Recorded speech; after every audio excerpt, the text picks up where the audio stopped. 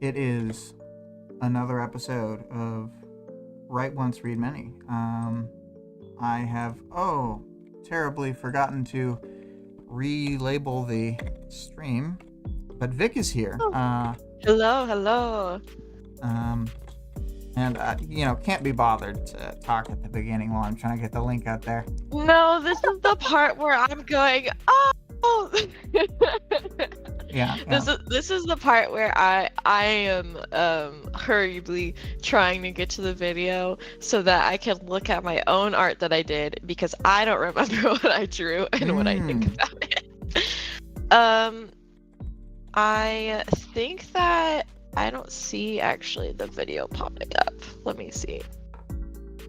I sent the link. Let me double check. I thought I set the profile right. Yep, I've got myself set to the right profile. It let me in. It just didn't pop up on your channel. It was probably user error. Okay. Don't listen to me. That's all right. Look at this beautiful fault line. Yes. A lot of spikes. I like the art style, even though I don't know what it's called. Let me switch over to the. This is an original Picasso. Oh, I see. As you can see here, Sigma jargon. Hello, Greg.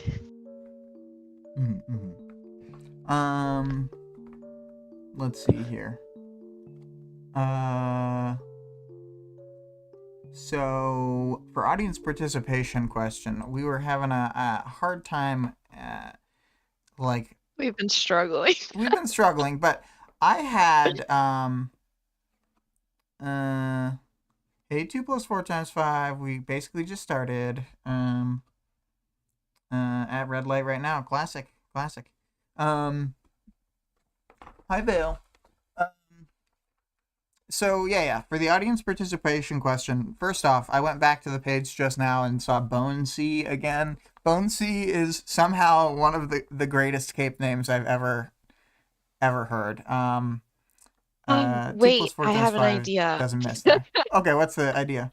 Go ahead and do your version of the audience participation question, but maybe because we did a really bad formatting it, people won't have an answer, and then I have a second question. Okay. So my unformatted question, I'm going to type it out now and sort of figure it out along the way. So it's something like, is there a chapter that you like and think is good, but have almost nothing to say about? I think that's basically what I want to write. Yeah, because that's how we were feeling when we were talking about this. My question that I just thought up of this very second is a costume redesign, because we think a lot about costumes as chapter. Who pick a character and redesign their costume and tell us about it. All your choices. Oh, Vale said something that I like a lot. I'd like some week to have audience participation be us making up questions and you have to answer them. Yeah. Ooh. Also, I mean, I'm going to be real. I'm fine with you guys writing in questions to that part of the Discord whenever. If you're writing on YouTube comments, there's a very good chance I won't see it until a lot later. I'm very bad at keeping up on that stuff. But if you write in the Discord questions, I will probably address them on the stream, unless there's some reason not to. So, yeah. Yeah, unless you come up with a stupid question. Sorry. Well, I was just thinking, there's all sorts of cases I could think of, if they're asking about the ending, and I'm like, well, I'm not going to talk about the ending yet. Spoilies, or if you ask about my OC character and I'm too shy to tell you about her. So if I'm too shy to answer the question, that's a good reason. Yeah. But, most questions are up for answering. Anyway. Vale had a good one. Why is Vic so smart? It's because I smoke so often. Next one, please. Oh boy. It adds 0.01% to my brain power, and since I do it 6 times a day, I'm just kidding. All right. Oh. That's enough. So, okay. Do we want to hop into the themes? Sure. I wrote down two themes. So rich people, oh my gosh, such a theme this chapter. We got money flying around the place. Um, Gregor's flaunting it. Tattletale's flaunting it. Dr. Jeremy Foster is flaunting it. I feel like I had another reason, but I can't remember now. But you know what I mean. What's her name ends up with quite a lot. Fault line ends up with a nice Yeah, amount a of it. nice little chunk. Yeah. And she thinks about money a lot. She talks about it. You know. And then quote unquote security. This is a more of a very overt theme because Dr. Jeremy Foster starts monologuing to himself about how security is all a farce. But you know, it still comes up. And then I think that's I mean, I guess it comes up with our team later, but I think that's all I have. Do you have anything else? Mm, uh, Downfalls of being a found family, maybe. yeah. Well, I was thinking of I was trying to think of how to word it. I don't think it's in any way sinister, but Fault Line kind of collects people in a way. Like she does Mm-hmm. help people out, but she's also like always making her team up of people um who don't really have other options, so they kind of like say yes by default almost. Yeah, Like that's true. like for almost all the other group members, like where are they gonna not join Fault Line's team? Where are they gonna go? Yeah, and she like immediately kind of makes, but like puts Matryoshka in a situation where she's like giving her everything she wants, and even if they're not gonna join the group, they'll be like somewhat indebted to them. Um, let's I see, mean, and it is then just like normal good relationships and stuff, in terms of like her trying to keep the peace. But like you see that when people are like not in a situation where she could like nab them up, she doesn't treat everyone this way. You know what I mean? It's not like she's not magnanimous for the sake of being magnanimous, I don't think. no, no, definitely not. Um, Avail said, "Ah, the old smoker IQ boost. It's well known among some groups. The government will not keep it silent forever." Yeah, that's my power. Yeah. It's like a oh my gosh, I always forget his name. The one that's not Defiant and not Assault, but sounds the Dauntless. same. Dauntless. It's like Dauntless's power is exactly the same, but whenever he's like getting the boost, he has to be smoking during it. Otherwise it doesn't work. I'm just thinking of like it's so funny because you've been stuck in the Dauntless like flashback chapter of Ward No, for it's because I so can't remember his long and name. you can't remember his name and you've been on that My chapter for like a year. I My don't know. power is Probably that not that Dauntless long, is but a blind spot for me, and so when I hit the when I hit the chapter, like I had literally when we were doing this reread for the stream, uh-huh. I had just totally forgotten situations in which he was there, like the fight like The Arc 7 when fight they're like or going 6. against yeah, they're like running through the streets and they're going against Arms Master. Dauntless is also there. And I like had totally been like, who the fuck is this guy? He's like such a nothing character to me for no reason. It's like there's nothing wrong with him. I like him plenty, but for some reason I got the blind spot. Greg says, Spitfire at least has the option to join the Undersiders instead. That's a good point. That's a good Yeah. point. I guess I'm thinking a lot of like Shamrock, where it's like Shamrock could totally go do her own thing, but she doesn't have any connections in this world. So like Mhm. making a home base in their team is like a thing, and then she gets attached to Gregor, so then she's like with Honestly, them with not them. to say that Faultline would do this, but do we really think that's the reason she even approached Spitfire was because she had been approached by the Undersiders and she fucking hates Tattletale? I think that makes sense to me. She's not above doing something just to be like mean to Tattletale. Like, And not to say that she doesn't care for Spitfire, but I do think that could be like the initial yeah, like we gotta make sure that nobody falls victim to Tattletale. I gotta jump in here and save everybody. yeah, embarrassing stuff. For fault line, I mean. Okay, that's all I have for themes. Um, all right, that's fair. Let's jump into the chapter. Sure. So this starts with a Dr. Jeremy Foster, and he awakes to the sound of a gunshot. Oh, And point was made by Vale in the audience participation thing, which is that we should put in your question too. So how do you want to word it? oh, what did I say? Something about costume changes. Redesign the costume, any costume, and explain. Uh, costume. Explain. Answer. You can do Skitter's hot weather costume. We get a lot of hot weather costumes this chapter.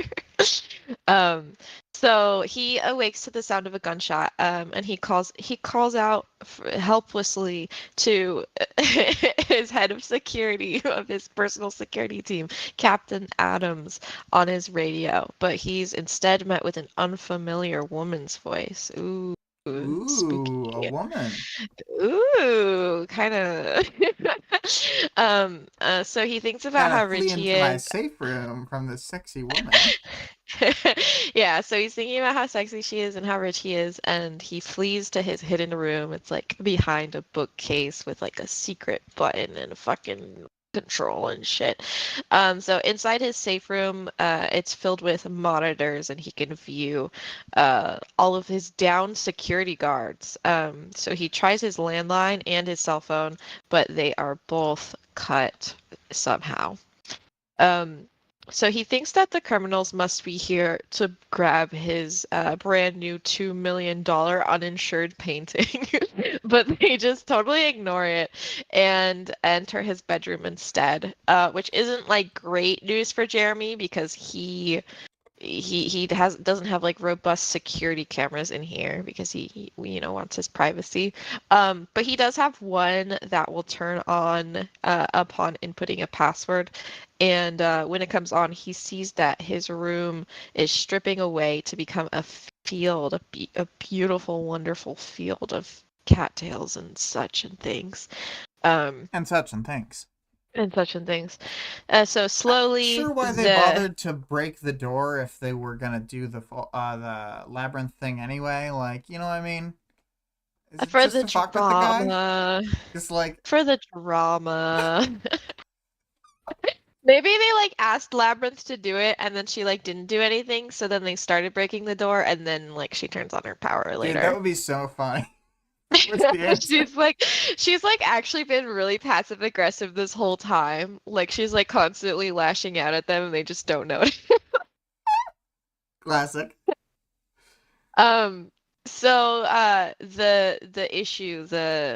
the power spreads past the bookcase and into his secret safe room that he's locked behind.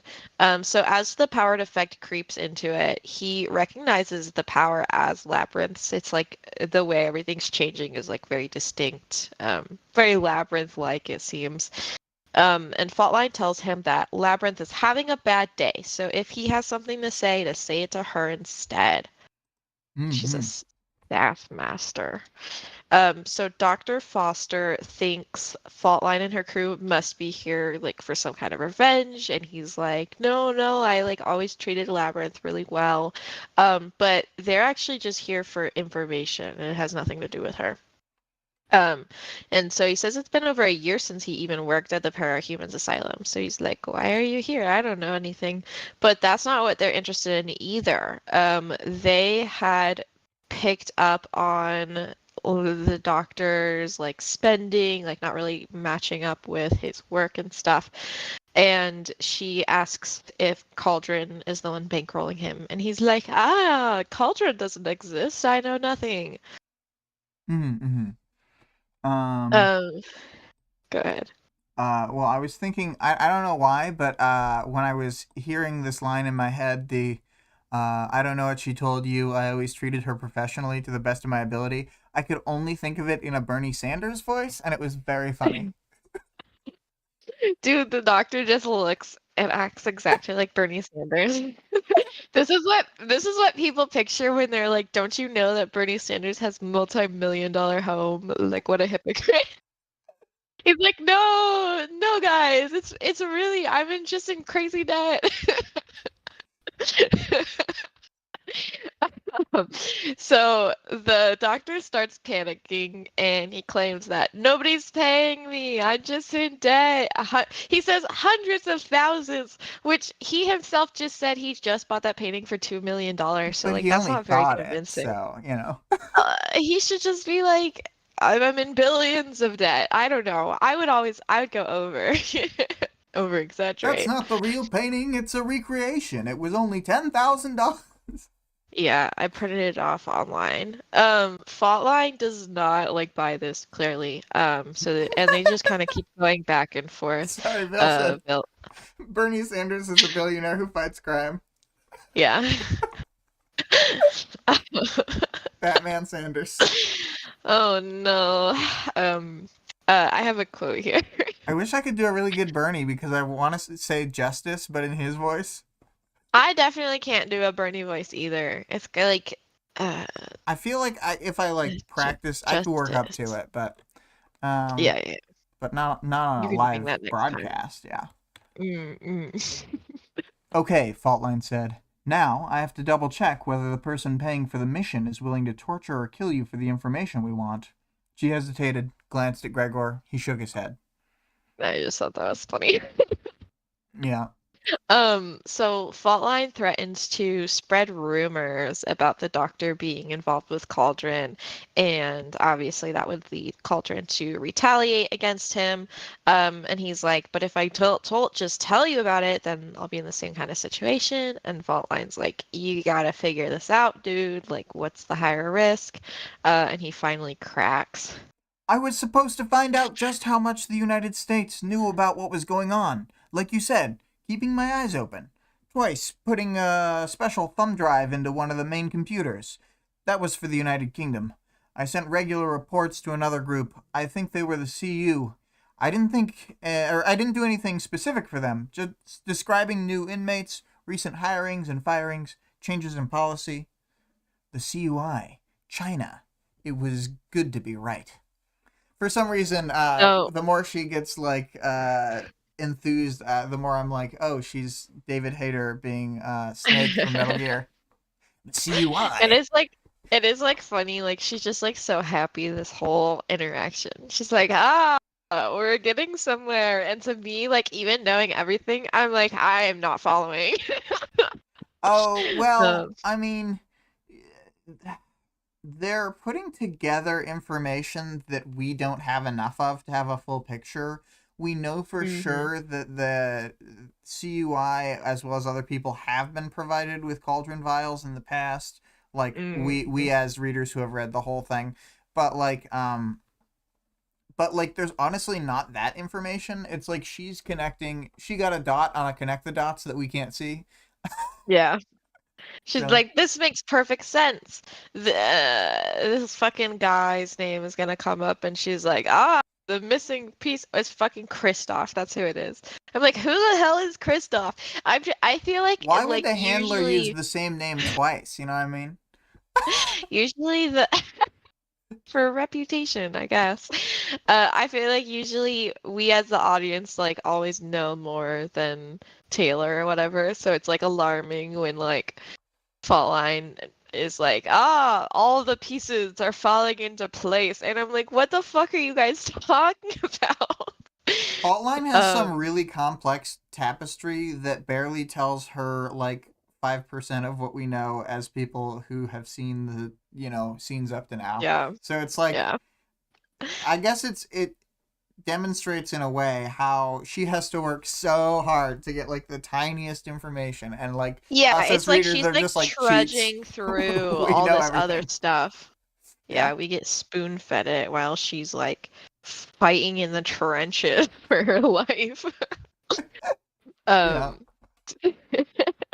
so they go back and forth about some more specifics about the work and the contact, and then yeah, he says that the last contact he talked to was Christoph, which Faultline is like, aha. So they'd contacted him for a job about the Seamerg attack in Madison, which he had refused. And Faultline is happy with the information they're getting and kind of continues the interrogation. We get like a fades to black situation. Did we want to Because bring up how there's kind of a weird, like, the fades to black here is where it switches perspective? yeah, this whole Or, chapter well, I like guess it's not the starts fade. from Where does it switch perspective? it's right here. Because we know from her perspective up here, the CUI China, like, Oh, that's you're already from right. her. So, You're right. It's when she talks, she's like, "Oh, don't talk to oh, it's Labyrinth or whatever." yeah, he calls out to her and then there's a page break. Okay. Yeah. How do we feel about that? I know we're kind of doing the summary, but we might as well talk about it. It's fine, but I think it would have been really fun if Faultline was on her own or she wasn't like referring to who she was with or whatever, like watching her like them heist into the building and being like, "Ooh, who is this?" Because like Faultline is like presumably not beating people with, I mean, I guess maybe Neuter knocked all the guys out. I don't know. It could have been like a fun heist situation where you like don't really know who you're seeing and then they like break in and they're gonna like tell us about Cauldron or whatever. But I don't know. It's fine. It's so brief that it didn't really bother me. It's not like you're not losing a ton from Yeah, like I just always think it's possibilities. strange when there's like a minor. It just like didn't need to be the case. Like It's we like don't get anything special from the doctor's perspective. when we jump around a lot, I'm not surprised by it, but I think that eh, there's like okay, so there's two page breaks that I'm seeing. Two, one, two, and the middle chunk is so much larger than the first and third chunk, and also the third chunk it doesn't. Oh no, there's another one. I don't know. It's just like a weirdly. I thought I'd bring it up because it's a bit strange, but Yeah, it I didn't feel like super necessary. yeah, But I don't know. it's fine.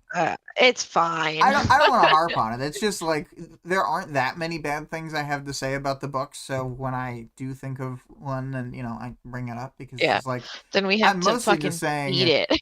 everything's amazing all the time or whatever. So Yeah, I agree. Um, okay, let's see. Where was I? Oh yeah, so later, they like are back in their hotel room. It seems like they like slept for the night and are like waking up and getting ready for the day. Um, so they're like chilling in their hotel room, and by that I mean Faultline's just making Neuter do drill. He's like sticking himself to the wall, and then he's like, "Now I need to fucking wash the walls. Thanks a lot."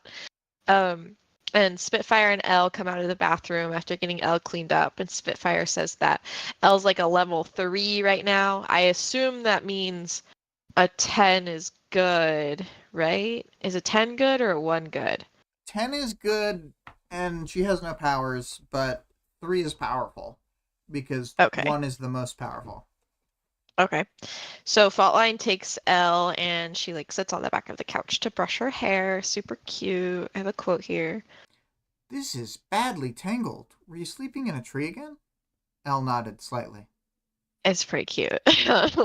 So Faultline coaxes Elle to not use her power, because it doesn't like clean up the aftermath of any damage that it ensues afterwards. It had sounded like she was like making water, so she was gonna like water damage the hotel room.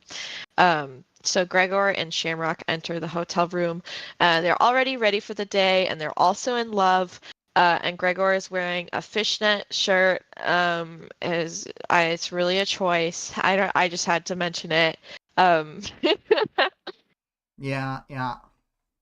it's really gross. Vale says, kind of sidebar question/request. It's hard to listen and do the audience participation. I can always go back and re-listen, so it isn't an actual problem, but it's doable to. But if it's doable to post the questions in advance, you're asking so much of us, Vale. You want us to think of things before. We were not successful in coming up with a question until the program had started. No, I think that is something that we always aim for and fail. So I do understand. And someday William and I will be capable of doing such a thing. Maybe. I'm not gonna Yeah. make that promise for sure. Okay. I will continue to. I promise that I will continue to try, but as a setting expectations, I've been trying up to now. I have this fucking thing. When I was a child, and I would say, "Oh, I'm trying," or whatever. My dad would like throw something on the floor, and then he'd be like, "Try to pick it up," and then I would pick it up, and he said, "No, I didn't say pick it up. I said to try to pick it up," and this would go back and forth for several minutes, and it always infuriated me very much Yeah. because I don't think that's that's not what I mean by try. We are trying. Yeah. But anyway. We're not good at it. Yeah, we'll try to be better. Great. Well, William will try to be better. I won't. I'm glad you love this story, Vale. It's traumatic for me. I just want to pick things up, but he says no. You're trying too hard. Wait. So anyways, the rest of the crew finishes getting costumed, and they leave out a window exit that Elle provides for them. So sweet. Also, So they arrive. I gotta point out, you can do a successful try. I know. It's like it's like a hang up he has specifically. I'm going to use that with strangers who I hear say they're trying. Yeah, like to take their wallet out of their hands and throw it on the ground. It'd be like, try to pick it up.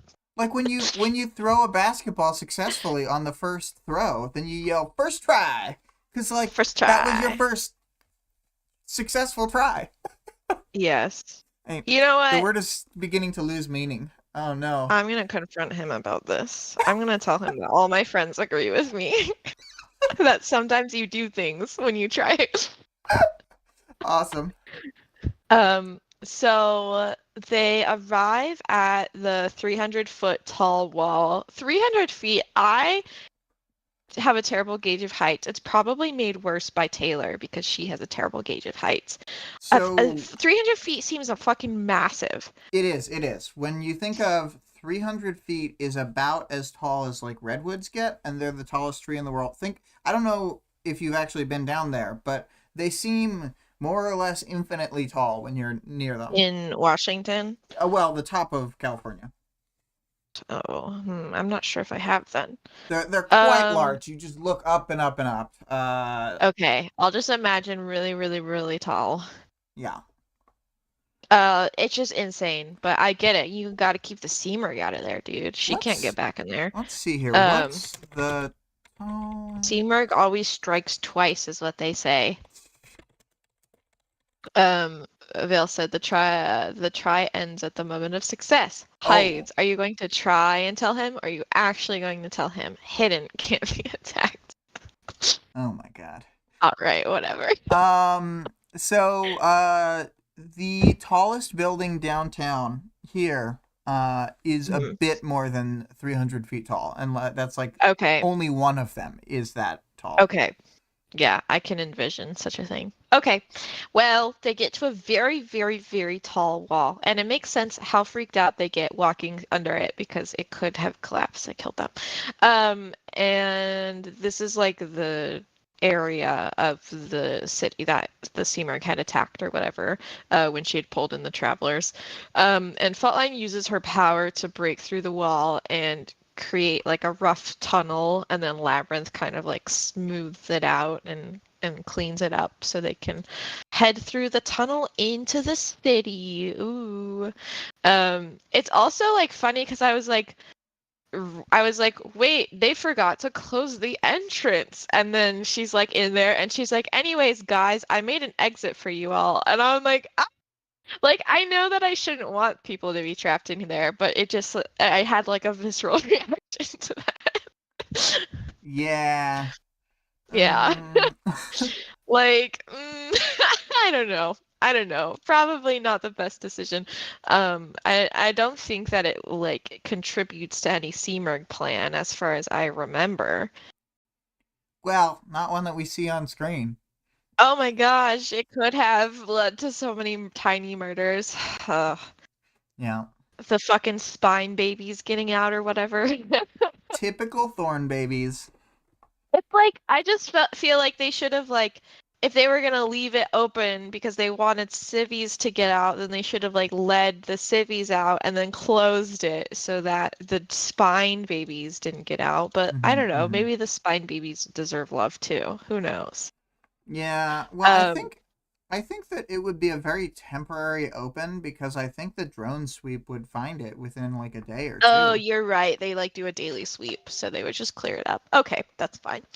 Um, so I mean, I think it would be like they a massive, like, what the fuck kind of thing where they're like, oh my god, this is the worst thing that's happened to us in years. What the fuck? It would make me like very afraid, and then they would probably implement like even worse policies and stuff because Mm-hmm. there was a breach. Yeah. I bet Faultline led to all the people left in there being even more miserable, and it's all her fault. All her fault. So they Faultline gives the rundown to the crew. They're gonna avoid confrontation, proceed in a pinwheel fashion, and flare if there's trouble. That's basically the whole plan. Mm-hmm. And then I have a quote here. Faultline noted a message scrawled onto a wall. 3 thorn babies seen here May 20. Killed 2, 1 lived. Nice. Thorn babies. I said spike babies. So they all reconvene after they like singularly go out, take a look at everything, and then come back to the center. And everybody else, well, not everybody, but others had also seen some ominous graffiti that was left out. And they go deeper into the city and they continue their little pinwheel patrol. When one of them sets off a flare, oh my gosh, Vale said maybe are probably daily breaches, and the crew watching it doesn't do anything because if it was found out, they would lose their. Oh, I still have a heart here. Their jobs. I forgot to ask Greg about how to turn the heart emoji off. Yeah, it's only too believable that would be the case, frankly. Yeah. Um, now I see I'm getting some hearts and party poppers. Yep, that was mostly me. Um, Mm-hmm. so Faultline rushes over to the flare to find Neuter with 5 civilians, and they have improvised weapons. And the people are like, "Why the fuck are you here? You have to." They're like obviously on guard because it's like you have to be psychotic to come into the city. But Faultline says one of their crew members can actually protect them from the Seamerg's influence, and they're just here for info. I cannot believe I that couldn't tell if they. she just meant Shamrock.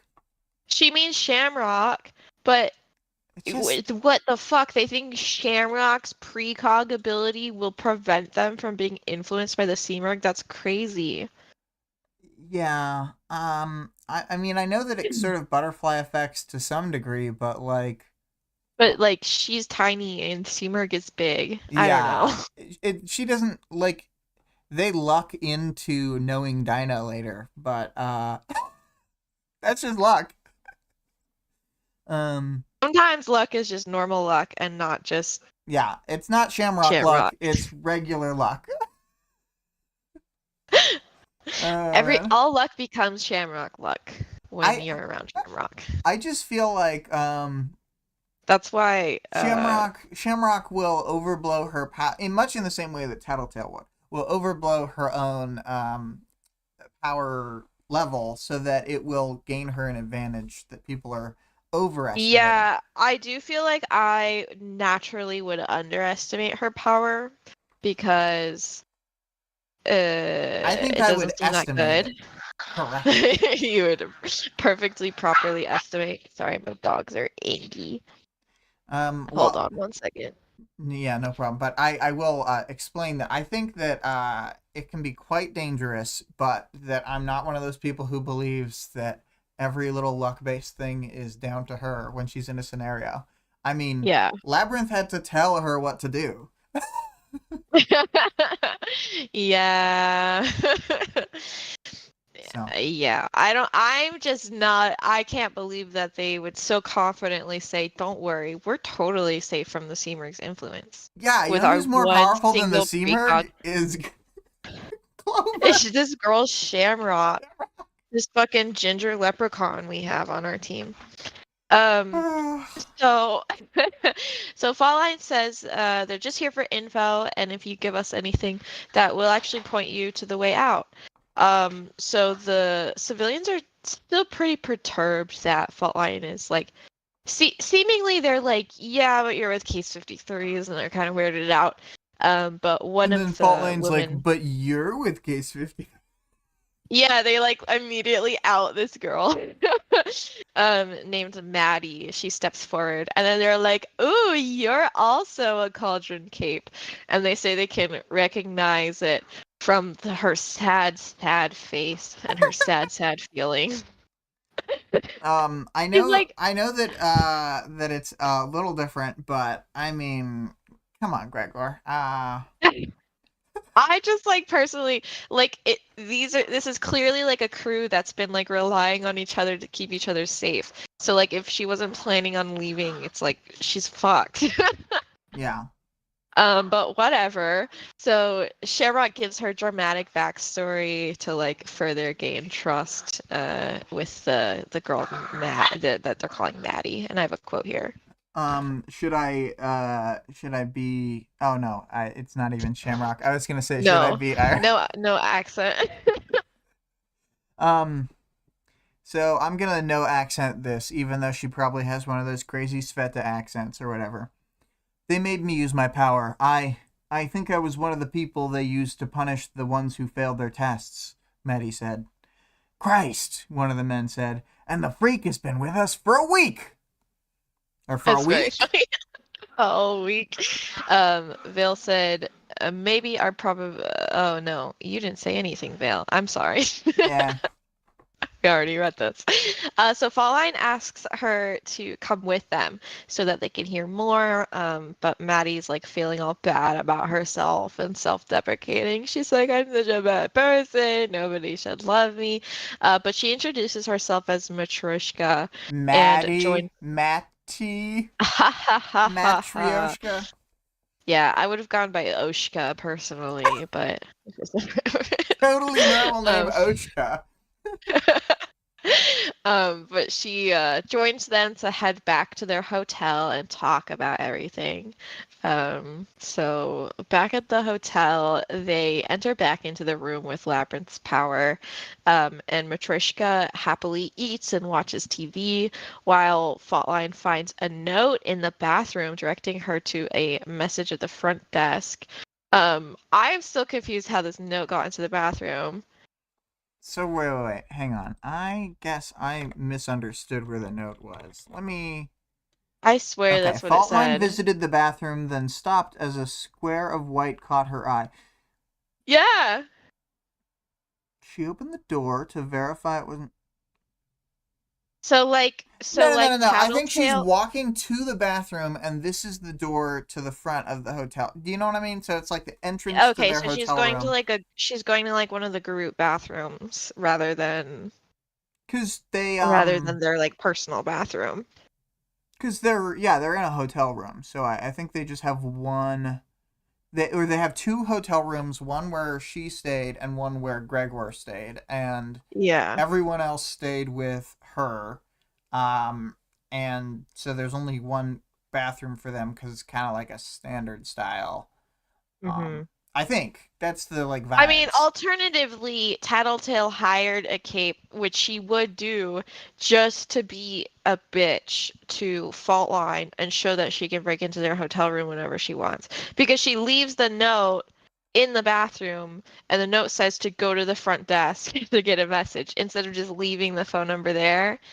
Um, I don't know. It seems like maybe Tattletale's just being a shit. Maybe. It doesn't seem like the note. I get the distinct vibe that the note is like partially pushed in the front door of the room in some way. That could be it. I think it's like under the door. I don't think it's like a airtight door. Yeah. Okay. So they should have made it airtight with Gregor's power. Just like put some gunk and slime in there. Slime it. Make sure no one can get in. So Faultline assumes this is Rich Bitch Coil, and so heads to the front desk with Shamrock. But on the way down, they pass a woman, and since she's wearing a fedora, Faultline gets this gut feeling. Because when was the last time you saw a woman in a fedora? And so she sends Shamrock back upstairs to check on things, and while she stays at the front. I'm serious. When was the last time you saw? If I saw a woman with a fedora, she would also very much stand out to me. Well, I mean, I would probably think of Carmen If I Sandiego. saw a man in a fedora, he would also stand out to me. But I've like seen that before. Well, you know, I think a wide brimmed hat lady, you know, they could bring it back. It could be the 90s again. Plus, we're about to hit that fashion wave because of like the delay in fashion cycles. Oh, you're right. We're gonna have, this was 2012. Everyone's gonna want to dress just like San Diego again, because she was the hottest. way she was probably she's wearing a fedora. This is like definitely how I was dressing in like 2012 too. She's got the fedora. She's got like maybe like a hot pink cheetah print tie. That's probably what I would have gone with. And like a very like a turquoise. I don't think she wears hot pink. Yeah, I think so. This is if she's wearing the fedora and we're saying this is 2012 fashion, I will go up with this will be my redesign for Contessa. Dear Lord. If she's like super like the 2012 version of Y2K. Okay, so anyways, she sends Shamrock up. She's like, I'm having a gut feeling. Can you go check on the others? So the front desk lady gives Faultline a number that was left with them, and she steps outside to make the call, and she reaches Tattletale. Veil said she is trying for Men in Black look. Yeah, that makes probably sense. So Tattletale says she needs to borrow Labyrinth for a quote-unquote non-combat situation, but Faultline doesn't understand like why she would want her power specifically for something non-combat. Labyrinth's power sucks. Why would yeah, you want she's her like help? Labyrinth, but she sucks. You can get anyone else to do what she does, which is like clearly not true. There's lots of things you can do with her power that other people can't do. Like burrowing into a thing without actually leaving a trail. Like they could have done if they waited longer. Faultline is Faultline's just like irritable because she's talking to Tattletale. But Tattletale is rich now, and she offers her 3.4 mil, which Faultline says double it, and then Tattletale says, of course, anything you want, because of course she knew she would say that, and that's what she offered. So and Faultline knows this, and so now she's like even more mad, and she hangs up the phone and heads back to their room. I should have said the triplet. And I have a quote here. All right, so the quote is, oh, sorry, it just looked different than the other quotes. Her team had been destroyed. Yeah, that's the whole thing. The whole thing. So Gregor is all fucked up. His face is like blistering and shit. Neuter's all fucked up. He's got multiple broken bones. And Matryoshka is all fucked up. And I know what you're thinking. He's a newt. He doesn't even have bones. He has many bones. Apparently, many in his tail that all got broken. Matryoshka's all fucked up and she's pinned to the wall while she was like partially unraveled, like using her power. Spitfire's all fucked up and being suffocated by a slime-filled fedora. Oh my god. The bronies are at it again. It's stuck to her face. Bronies. And Labyrinth and Labyrinth is mostly fine, Oh, except that her God. hand is pinned to the couch with a knife, and she's like screaming, like full blast, but kind of like emotionless and flat, so it's probably like really eerie. Um, yeah. So Faultline knows that this was the fedora woman just doing, clearly, because she left her calling card, her fedora. How many fedoras do you think Contessa has to just keep on hand for her to like Well, she just teleports into the back of a fedora factory with Doormaker's power. Oh, So yeah, she yeah, yeah, yeah. she just like scoops one out.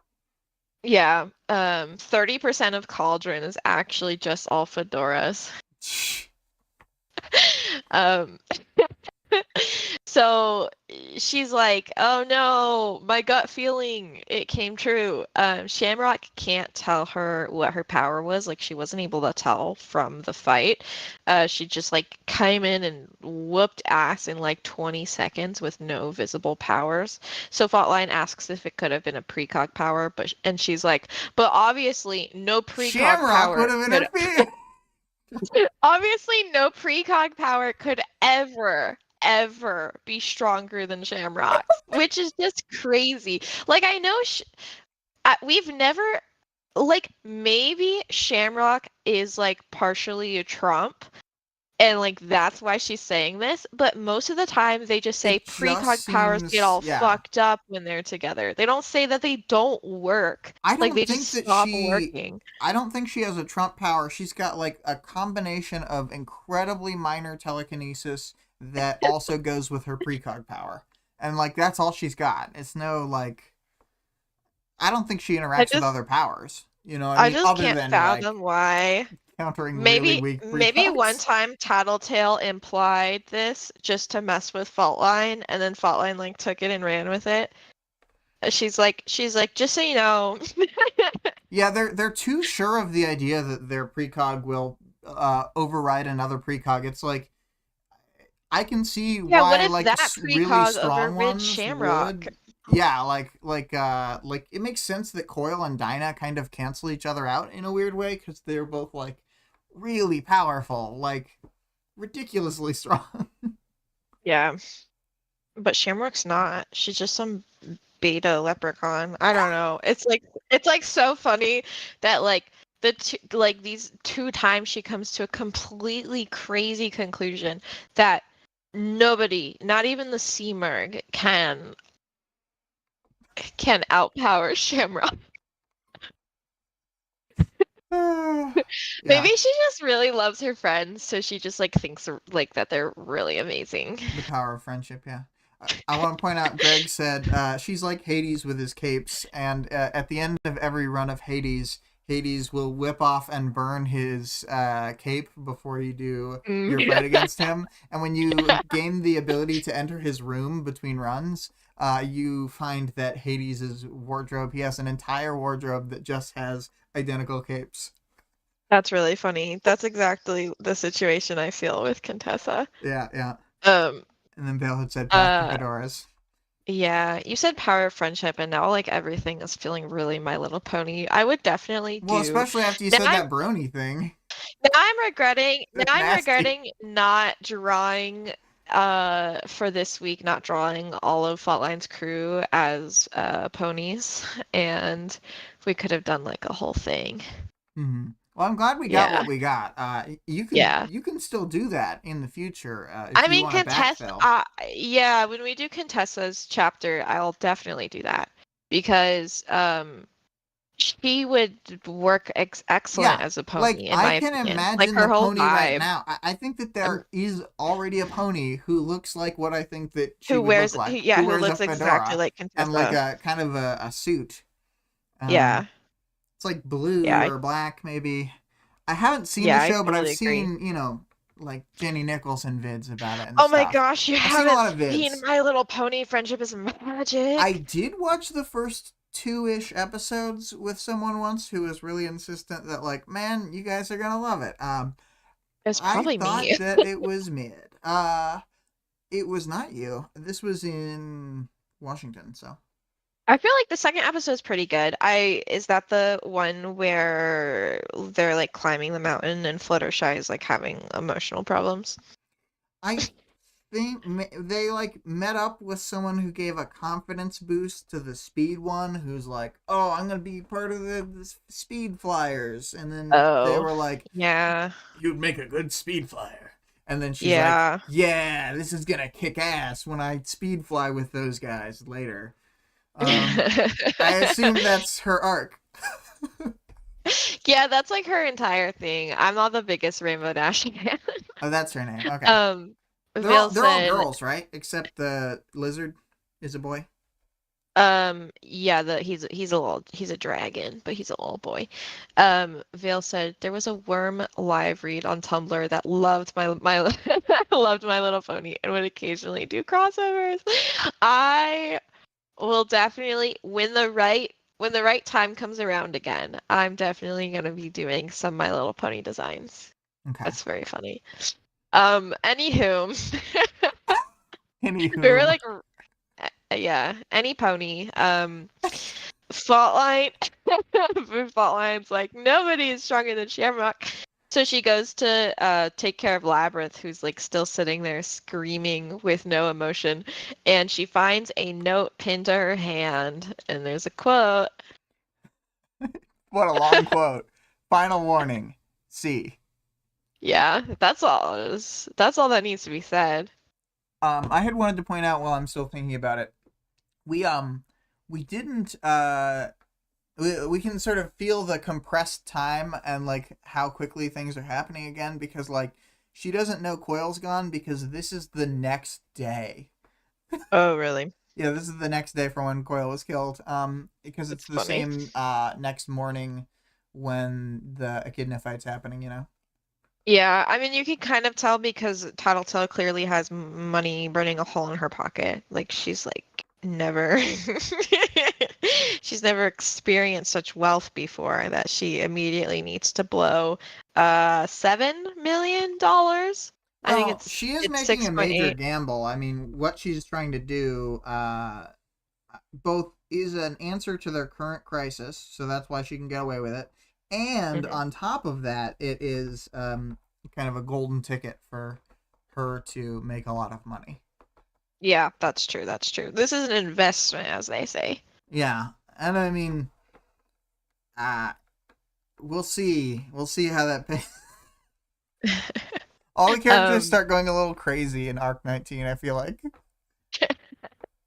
Yeah, definitely. I mean, I feel like it all, and a lot of it spurs from Tattletale, but a lot of it spurs like from the Noelle fight, like getting sucked into Noelle and stuff. Vale said, Contessa, can you please give them a warning? Path to warning. Uh, yeah. Step one, write note. Final warning. C. Step two, bring them all to the brink of death. Okay, well, do we have any final chapter thoughts? We kind of Um, talked about it that we had some Well, it's we have weird. like When we've gone through it more, I do have more thoughts about it. But like, I listened to this chapter accidentally last week, and then twice this week, and then one more time today, and I mhm. just like I had didn't no write thoughts, any head notes. empty. Yeah, no thoughts, head empty. I'm glad that you wrote the summary. Yeah, and this chapter summary ended up pretty shorter compared to the what I like actual chapter typically write. length. Yeah. Yeah, and I mean there's like a lot of character moments. Like we get Shamrock's whole backstory and stuff, and Matryoshka's backstory, which I skipped over to talk about in the character section. But like Mm-hmm. that's pretty typical when I'm doing a write up as well, is that they'll just start talking about their feelings and stuff, and I'll skip it.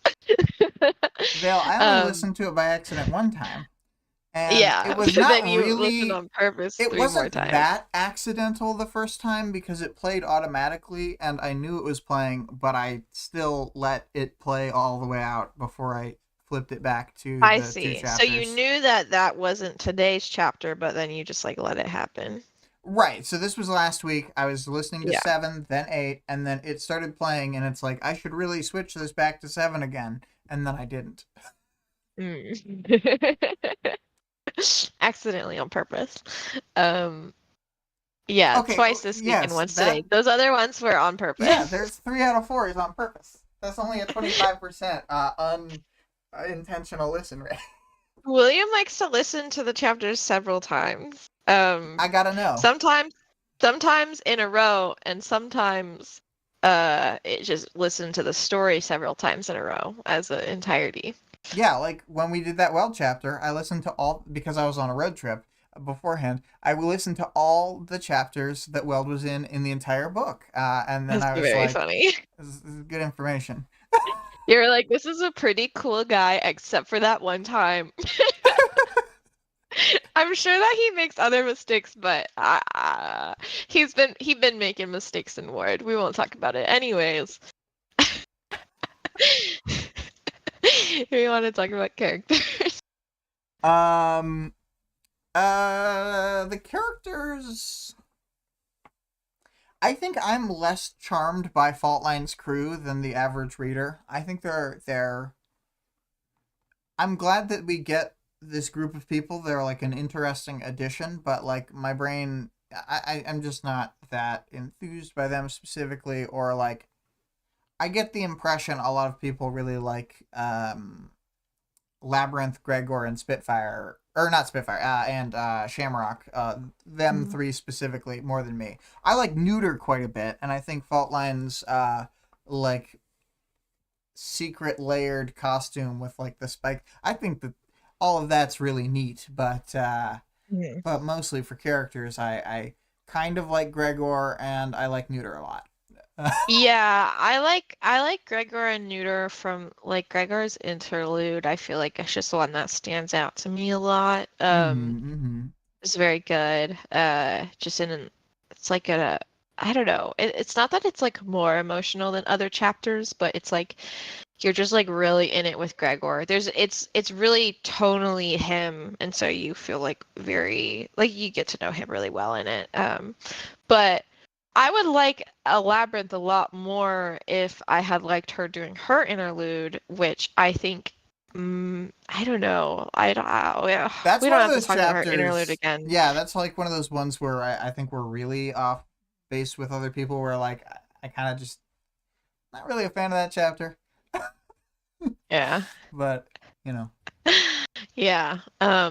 But I do like, I mean, I do think there's like cute moments. I mean, I like when she's like uh when Fault Line's like brushing Elle's hair and she's like sitting on the top of the couch or whatever. Like it's very like a big sister vibes. Like I've done that, me and my sister have like done that so many times or whatever that I go, "Ah." And then she's like, "Your hair's all tangled. Have you been in trees?" And she's like, "Yeah." Mm-hmm. Yeah, I've been sleeping in trees and like I don't know, it's just cute.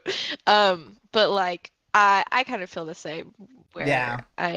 they're not like they ain't nothing special, okay? The next chapter will have both of us like losing our shit a lot, I think. And Yeah. yeah, so like comparatively, we just have a bit of a tepid reaction to this one, but Yeah. Vale said, the whole try story has me in a super literal mindset. I take no blame for my bad literal jokes. It's okay, Vale. You and my dad can be best friends. Um, let's see. What about characters? Who do we want to start with? Do we want to start or let's end with start with the the people with the least sort of importance. So like maybe the civilians and the character of the city is a character. Mhm. That kind of. Uh, So let's talk about those noobs. What are your thoughts on these sad lost souls? Yeah, I was like, I don't know. It's like kind of weird because I mean, not to get too much into, I mean, we can talk about it into powers, knowledge, and world building, but like they're supposed to be like the people in the city presumably are people who didn't make it into the what's it called? The quarantine. They Yeah, were like they didn't they make either it like into the couldn't pay system. for it, didn't provide their information, didn't want to agree to it for whatever reason. So these are like the people who are left over from that. Is that right? I believe that's right because like Okay. they're people who would have been in the city for too long and would have been determined to um maybe they were in there for so long that they weren't allowed to leave with the core. I don't know exactly cuz That could be it. but they Like they were didn't still go to gonna the hospital or whatever cuz to do the quarantine. when they went to the hospital, it wasn't clear if everyone was going to be let go anyway. Like they kind of left it open to like just be able to arrest people. Like I feel like the Hmm. wording in some of the sections was like intentionally left open ended. Yeah.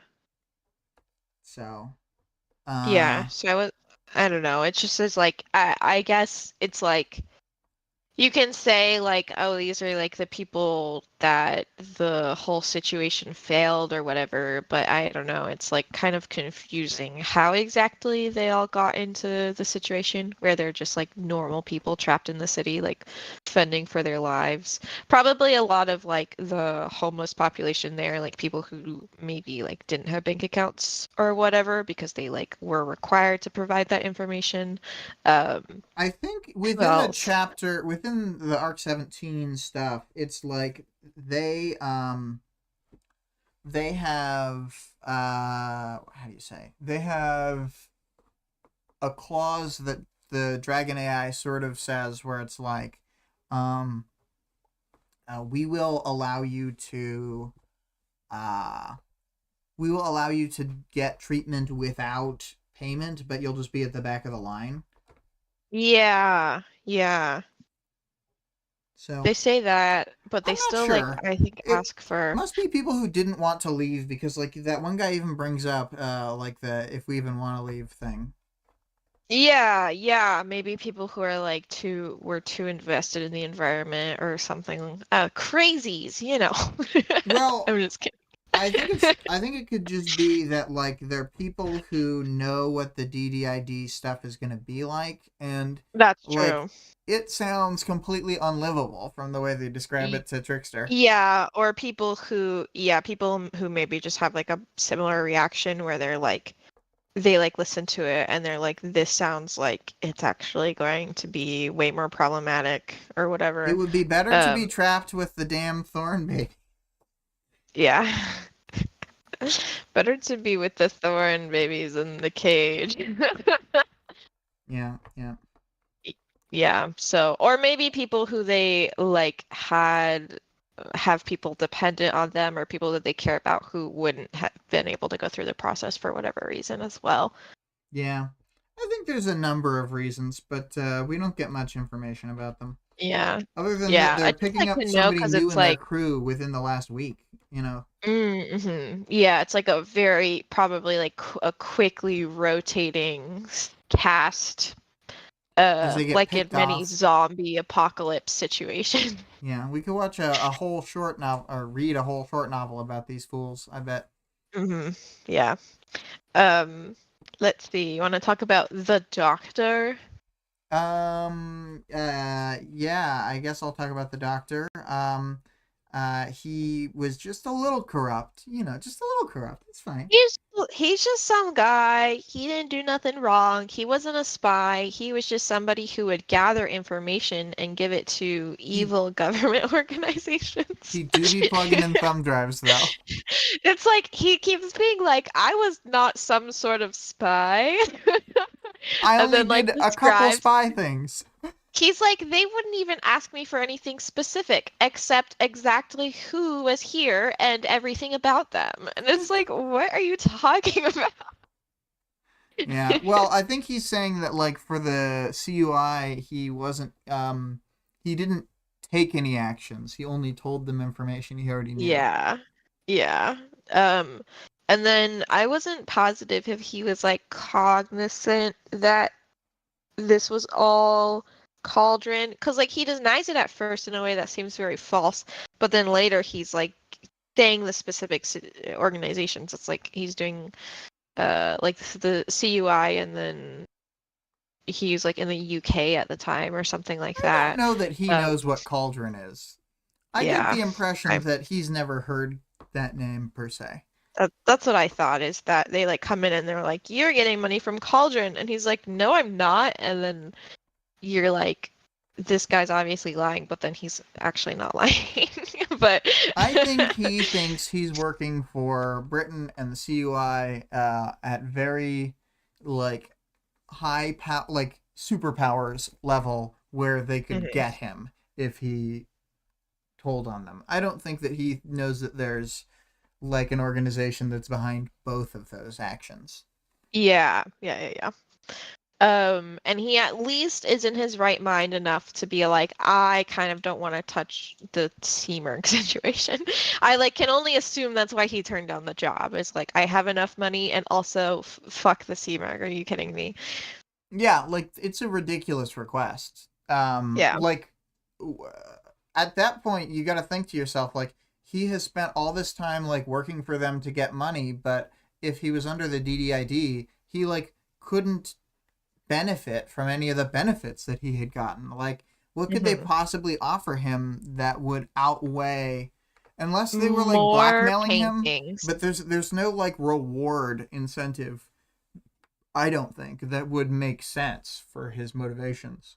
Yeah, I guess if you get like a certain amount of rich though, you can like hire a lot of like personnel that can like basically take care of everything that like I don't either think they would let you control large amounts of finance. Like I just don't think that oh he yeah would be in control of his money anymore. So like yeah that makes sense. what are they giving him like that would compensate for the fact that he's actually going down in wealth and status by doing this? Yeah, they need to be more coil-minded where they're like getting people who like Like one of the will things about Cauldron is they're so inhuman that they can't even manipulate people well a lot of the times. That's true. Yeah. So Um, yeah, that's funny. Well, I don't have much to say about him.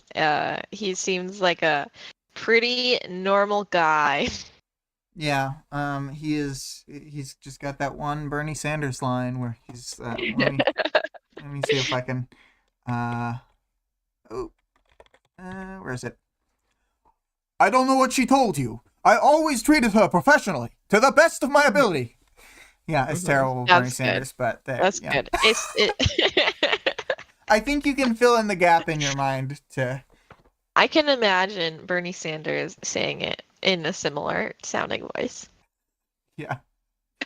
Um, Other minor characters this chapter, fucking, I guess we can say Matryoshka first, but Spitfire does even less than Matryoshka. Spitfire doesn't do a fucking thing this chapter. fail. God. We did. Whoa, we got special guest Bernie Sanders with us here tonight. Oh my gosh. Yeah. My Stop. impressions are so bad. Anyway, who are we talking about? Which character? Spitfire. Spitfire didn't do Spitfire. anything. Right. I should have listed her first. She literally, she like walks out of the bathroom with Elle. She like does a camaraderie eye roll with Neuter, and I think that is the only thing that she does. Yeah. She's a very Yeah, flat character to me. Spitfire, yeah, she And like she like never gets to never use her has powers anything. because she's good enough that she doesn't want to burn people, but she doesn't have like any control or fire immunity. I wouldn't Yeah, want her on my Spitfire kind of team. sucks. I agree. We're so mean. She and the only reason she's even on the team is just to make is clearly just to make Tattletale angry. Yeah. She's completely useless. If Tattletale died, you know how fast she would be off the team. Oh boy. Spotlight's Um, just like super cold-hearted. Okay. Neuter also does nothing. His tail gets broken bones, which is like really sad to me. I'm trying to remember if Neuter has any other major character moments after this point. Do you think that breaking his tail takes him out of the game, more or less? No, stop! Don't say that. Don't say that. We like Neuter. Well, okay, Case 53s are supposed to be tougher than normal humans, so maybe he heals really well. And he is newt based, so Mhm. we got that going for us. But And they're like super, super rich now, especially like now more than ever. So they can hire anyone to now more than help ever. heal him, I'm sure. Mm-hmm. They can get Bonesaw, maybe. Bone see, and be able to Mhm. see through the bones. She'd make she'd make his tail so that every single like vertebrae of the tail has its own hand coming out of it. Like Hook Wolf. Oh, okay. Well, no. Do you remember when Quinn had to name the powers of all these characters he had Oh, never met? And yes, yes, Hook yes, Wolf yes, was yes. he transforms into a wolf, but he's got one human hand coming off of him. Why? I don't know why he Oh, thought that would be a good power. But it was one of the y- greatest moments in the stream is him going through and telling us the mechanics yeah, of the those Hook were pretty fun. Wolf hand coming off. All of the guesses were all fun.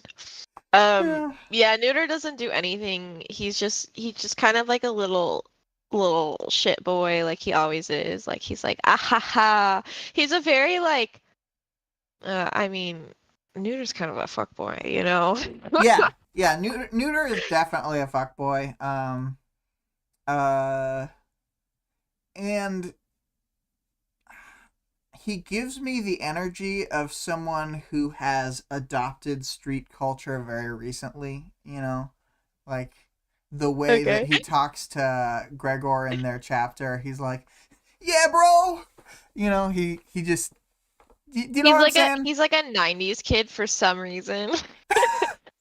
Well, he Even just though he like doesn't have any memories since well, that's what I the mean. last couple of years. He doesn't have any memories, but what he's defaulting to is like a very new understanding of like kind of I don't know exactly if it's mimicking anyone like any one group or anything, but it's kind of like an hmm amalgamation of different like hmm um he's like a 12-year-old skateboarder who wears his yeah. hat backwards. But that's Yeah. what I'm saying, where it's like completely new to him, so it sounds inauthentic because it's like Oh my he's gosh. Can you tying it imagine on, you how know. much fun he and Kidwin and Clockblocker would have if they were all together? I feel Um, I feel like they just I feel like it would have been like better shitty before teenage boy Leviathan. trio. Like I think that Kid Win doesn't fit that very well. But like if it was Dennis and Aegis and Neuter, I think Oh that yeah. trio. What was Aegis? Carlos. Yeah, Yes. because those two were best friends and they were kind of more like broy. It seemed like when Yeah, he and was they're still all very around. like jokey and like ah ha Yeah, ha. yeah. I mean, like they all do the fuckboy noises. Yeah. Yeah, Ah girl. ha ha. I can't get over how never mind. I was just gonna say like Hey Mama lesbians and fuckboys are like almost exactly the same. I know They they're do like like the like analogous. little hand Yeah, move the hand with thing. the hand thing and Well, the you ah ha sort of ha. move your head back and forth, and you're kind of looking into the middle distance, but maybe you're looking at your hands. And you're like licking your teeth for some reason. I feel like they're always doing that. They're like ah ha ha and then they do like a teeth lick. Yeah, Oh, and it's yeah. like, and Anyways. you're like, why are you doing the teeth lick? The person you're trying to be sexy for is like theoretical and in your mind right now. They're not even in this Mhm. situation for you to do the They're not teeth even lick at. here. You're just imagining that a girl is here looking at you, but they're not. Anyways, I think they'd have fun together, but Neuter also does nothing this chapter, so. Yeah, yeah, Who's next? I guess Matrishka. yeah. New character alert. Um, she is someone we saw before in the hmm trickster part, and We know that she sort of consumes people over time. She no Hmm. longer has any people to walk around with because that one lady got owned by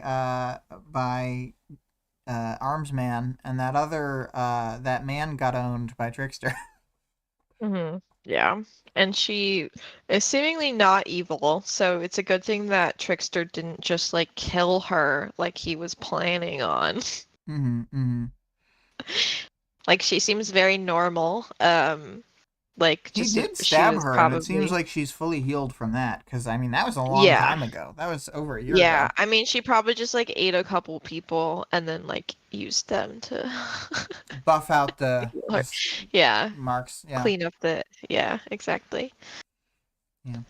Um, I mean, again, it's like weird. I don't have a lot to say about Shamrock or Matryoshka, and I do think we should talk about them kind of together here because they like backstory together.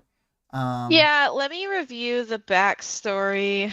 Um, let's see. She says, so Matryoshka, she was one of the people that they would like use to punish people, which I mean, I guess she means that she would like eat them or whatever, but like not she would let them out, right? So like does the process of like getting inside of her it'll hurt or something? I don't know. maybe it Maybe she was just can, mean to like them. maybe, yeah, maybe it can hurt, but then she can do it in a way that doesn't also. Um, Yeah, that could be it, where she like starts the digestion process or something, because like but like doesn't go all the way through. because like she can eat and release people. She talks about that in Mhm. her very first like thing when they're like discussing their plan to escape. Um, Mhm. so and Yeah, it seems like she always digests, or at least at the time that was true because she's like, I can't like have you consumed for long because you will be like digested. You know. they just did. Yeah. Yeah. Shamrock, I don't know if we had known this before, but Shamrock remembers being in Cauldron, and seemingly she remembers everything. Yeah, So we I knew was that just gonna read Shamrock's this little memory wasn't excerpt. wiped before, but yes, go on. Yeah, so Shamrock nodded. One moment I was going to bed in my temple school. In another, I was in a cell, a cot, a metal sink, a metal toilet, three concrete walls, a concrete floor and ceiling, and a window of thick plexiglass with a drawer. You might know the kind of cell I'm describing. They drugged me, then they waited until I started showing signs that something happened to me. It took them a while to figure out because my power was subtle. When they had an idea of what I could do, they gave me a coin. I had to flip it when the doctor came. If it came up heads, I got to eat, I got fresh clothes, a shower. If it didn't, I got nothing. I realized I was supposed to control it, decide the result of the toss. When I got good at it, they gave me two coins and both had to come up to heads. And then she says if she got a few wrong, then they kind of like escalated things. And then when she got things wrong, then they would punish her. And it sounds like they would like typically use, and I think this is like kind of typical in like high control, I guess like cult and like prison situations where you and like the military definitely where you use Mhm. like one person to punish the other so that they like can't ally with each other properly, like they can't revolt together because they like don't trust each other and they've been so hurt and stuff. So I don't know, it's pretty Right, and the bad. idea that they're all prisoners and they're all guards. Yeah. Um, So that is the situation. Oh, and then she says she had to pick a code name and she picked Shamrock. And then Matryoshka said that she wouldn't pick, and so they gave her Matryoshka. And she does remember her old life too. She remembers her old name, but she doesn't want to use it anymore after everything that happened. I am too busy eating people. I'm too busy eating people. I would love Matryoshka's power. Are you kidding? I don't think it's for me. It's not for me. Yeah. So that's, I mean, it's like they're sad backstories, but it also is like so cauldron centric. We can talk more about. I Oh my feel god. I feel a little I just disappointed. What? what if Shamrock leaves Gregor for Matryoshka? No! Don't don't talk about what you're gonna say. Vale said her name was Maddie. She was doxxed by Wildbow. Okay. Oh, she got dead named by Wildbow. That's so messed up, dude. Um, I didn't know that the Maddie thing. I thought that was just her saying that because it was like a name. no, I think Vale's joking. Um, But yeah, Shamrock, I feel disappointed in I feel so disappointed in Shamrock this chapter. I'm just kidding. I feel disappointed in the lack of information we learn about Shamrock this chapter. Because Mm-hmm. it's like you get like you're in Gregor's chapter and you're like, oh my gosh, there's this new girl. Like she still remembers things. She's a case 53, but she's not deformed. And then it's like you meet her and like what do we learn about her? That she likes to sit on Gregor's lap, I guess. That's it. Yeah, I don't really Um, feel like we know much at all about her. yeah. I feel like I don't know. I just feel I feel a bit disappointed in her characterization. And like maybe that's the thing is she like doesn't have she's like all messed up, so she doesn't really have a personality, but um she's claustrophobic. We learned that. But I think that's still Cauldron related. That's like the only things we learn about her is just like how Cauldron affected her, which is fine. It's just not my preference.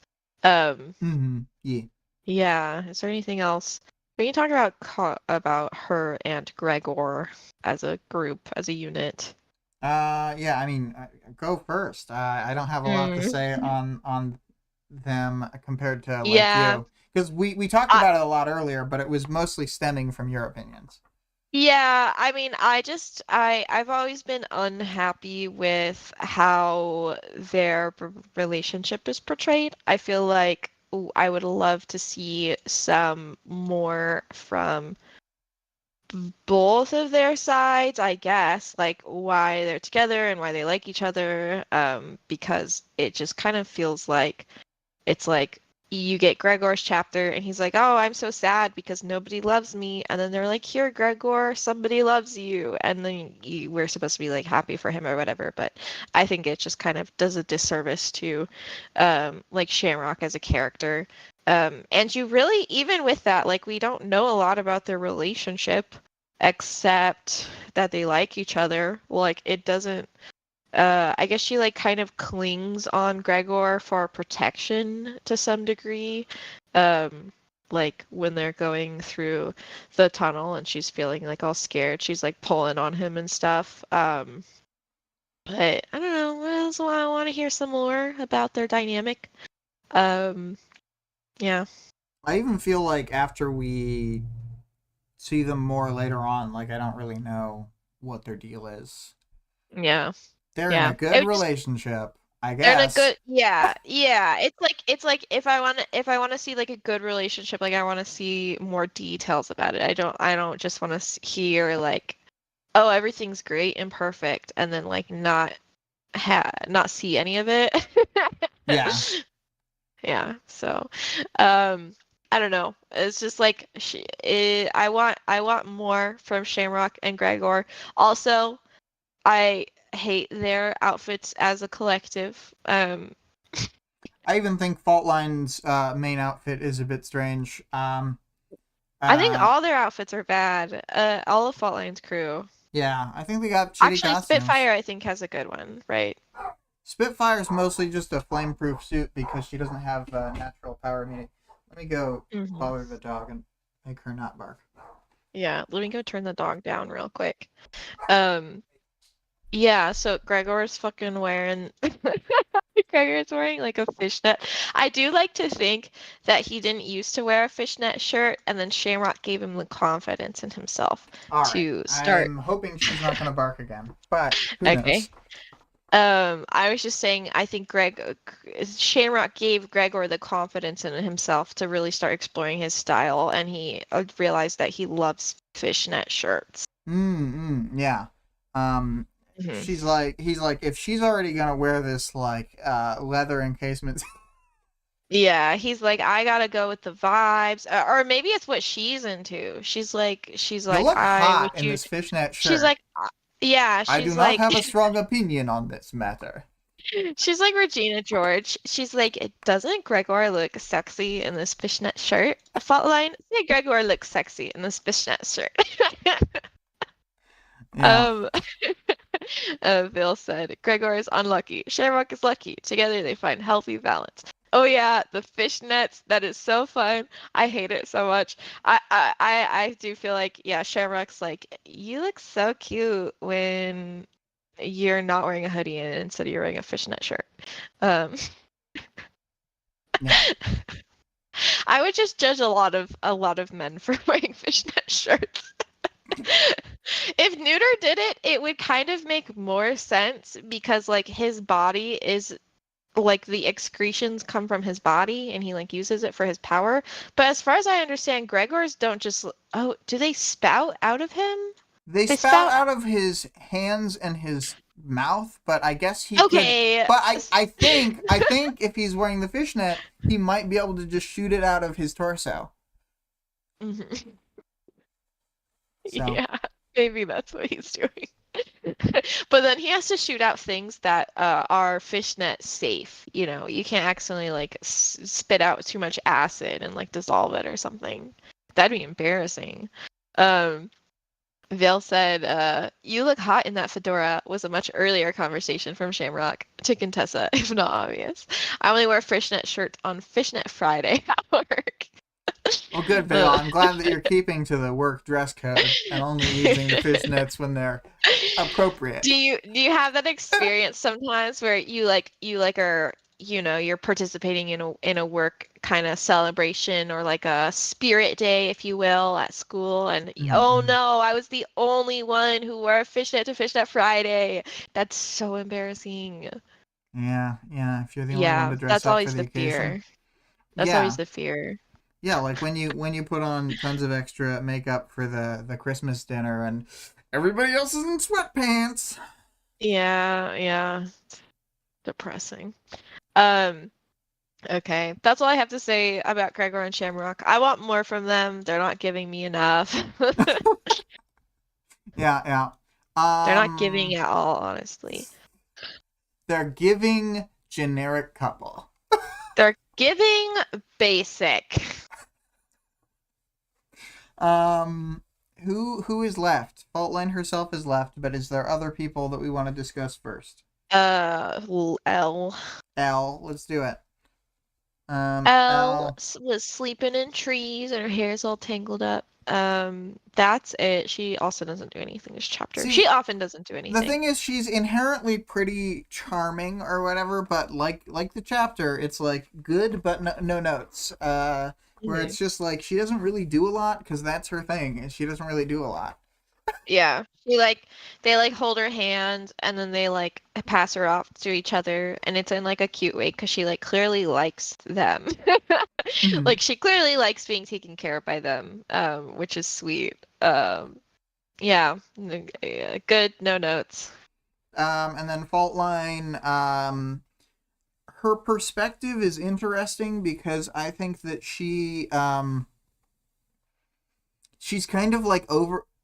Maybe I'm wrong, but it seems like she's kind of over her shit or whatever. Like, Hmm. so she's just a mostly normal person with like parahuman. I mean, she's very driven, but she's like not all Yeah. fucked up inside like most Whatever parahumans. whatever caused her trigger is like really, really not obvious to me. And it might have been like one of the more physical triggers. So like Yeah, maybe because her we have emotional heard hang up of was like, a few of them, like the purity one where she like was starving to death and then she gained the ability to use sunlight to eat, and I mean it's like that it, like makes sense, and you would probably have some weird lingering like things that you did, but like on a moment to moment basis there's not a lot to go back to. I feel like that's got to be it for Faultline, where it's like whatever situation it was not like a common emotion. It probably wasn't very like specific. Yeah. yeah, because it's like Taylor and Tattletale, or yeah, Lisa and like all these people,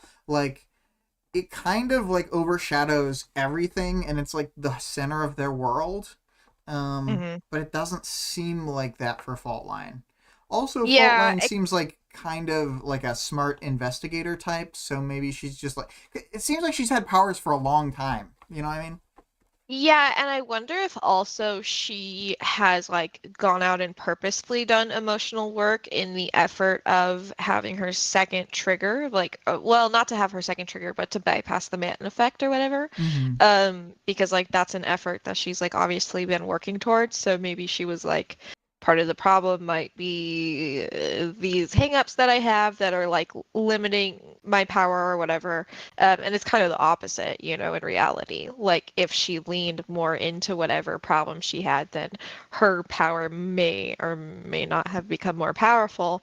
Um, and definitely not happened the other way around. Also, her power is pretty situation specific, but it seems like very powerful anyway. She made the cracks through, like, from what I could tell, the entire like weird tunnel thing. Oh yeah, she like pushed Like all the way through, which was like a tunnel. Like it's like it's I it's feel like like it's at least the 100 feet thick or something. remember like the bossing say scene. It's like somebody like Yeah. pick pushing like with a single earthbend move, like Mhm. pushing the tunnel out so that they have a way in. Like that's how the Mhm. strength that it felt to me. And it's like the problem is that she's not able to apply it in a lot of situations. Like, Yeah. but it is Yeah. quite impressive in terms of like the upper limits. Like, yeah, she can't cut living stuff, but the upper limits seem pretty high, and it's maybe better that she can't because she can blind fire it without being like, am I accidentally gonna cut a person in half? You know what I mean? Yeah, exactly. She doesn't have to worry about like civilians getting sliced in half. Like, I mean, we haven't seen him yet, but Rain has that problem. He can slice people in half. He has like a really similar power, um, where he can just do like a thing that slices through anything. Hmm. Um, and he can accidentally slice people in half. Yeah. Um. Yeah, if I were Faultline, I mean, she doesn't mention this feeling, but I do feel like this might be part of her resentment towards Tattletale. I would be so, so, so salty that I didn't have a thinker power because she's so like primed for that. Like you said, she's like an investigator type. Like she's super smart She in, seems generally smarter than most of the characters. She's at the same level as like Taylor or Lisa, who are smarter than yeah. most of the other characters. Yeah, and she has like kind of seemingly more of like a passion for investigation. I mean, I know that she's doing this because this is like the job that they're doing, but But they were like kind of doing I this don't the know if whole time. Like she's been yeah. recruited. Like her first two recruits were Neuter and Gregor, so they were like a three piece, seemingly for like a decent while. And then later they got Labyrinth. They pulled on Spitfire really recently. So I mean, like this was a very slowly building crew that was 2/3 Case 53 for a while. So Yeah, so I can imagine how it'd feel. You've had your power for a really long time. You've gotten over a lot of your problems and you're able to like focus on the kind of like investigation and like big problems that you want to focus on. And then all of a sudden this fucking teenage girl shows up and she's like, haha, I'm smarter than everyone and I hate you and I do things just to mess with you. Like I get why she hates her. Like I feel like sometimes plus, like let's when be we real. first Like Lisa flounces around. Like she's yeah. terrible. When we first meet Faultline and they're like, "Oh my gosh, Faultline like hates Tattletale." And they're like, "Why?" And you're like thinking that maybe there's this mystery behind it. Like it makes total sense. Because it's just I would fucking hate her too. If I was in Faultline's shoes, like with her like intelligence, Tattletale got the power that like Faultline maybe you kind of should have gotten like in her opinion Right. because that'd be my opinion if I heard her like brain and her drive and her like kind of focus on this kind of stuff. Um, And she like just busts in and she's like always causing chaos. Like Fault Line's crew, as much as they say like, oh, you guys will do anything short of murder, they are not even close to as chaotic as the Undersiders. Yeah, like what are the jobs that we see them take on during the book? It's like basically just, oh, they're more coil people practically, because Yeah, that's like all they they do. Like they technically have their yeah, own side like club and stuff, and they but require whatever. funding, like they won't do anything without money, But but like every people mission will they pay deploy for them. coil, you know.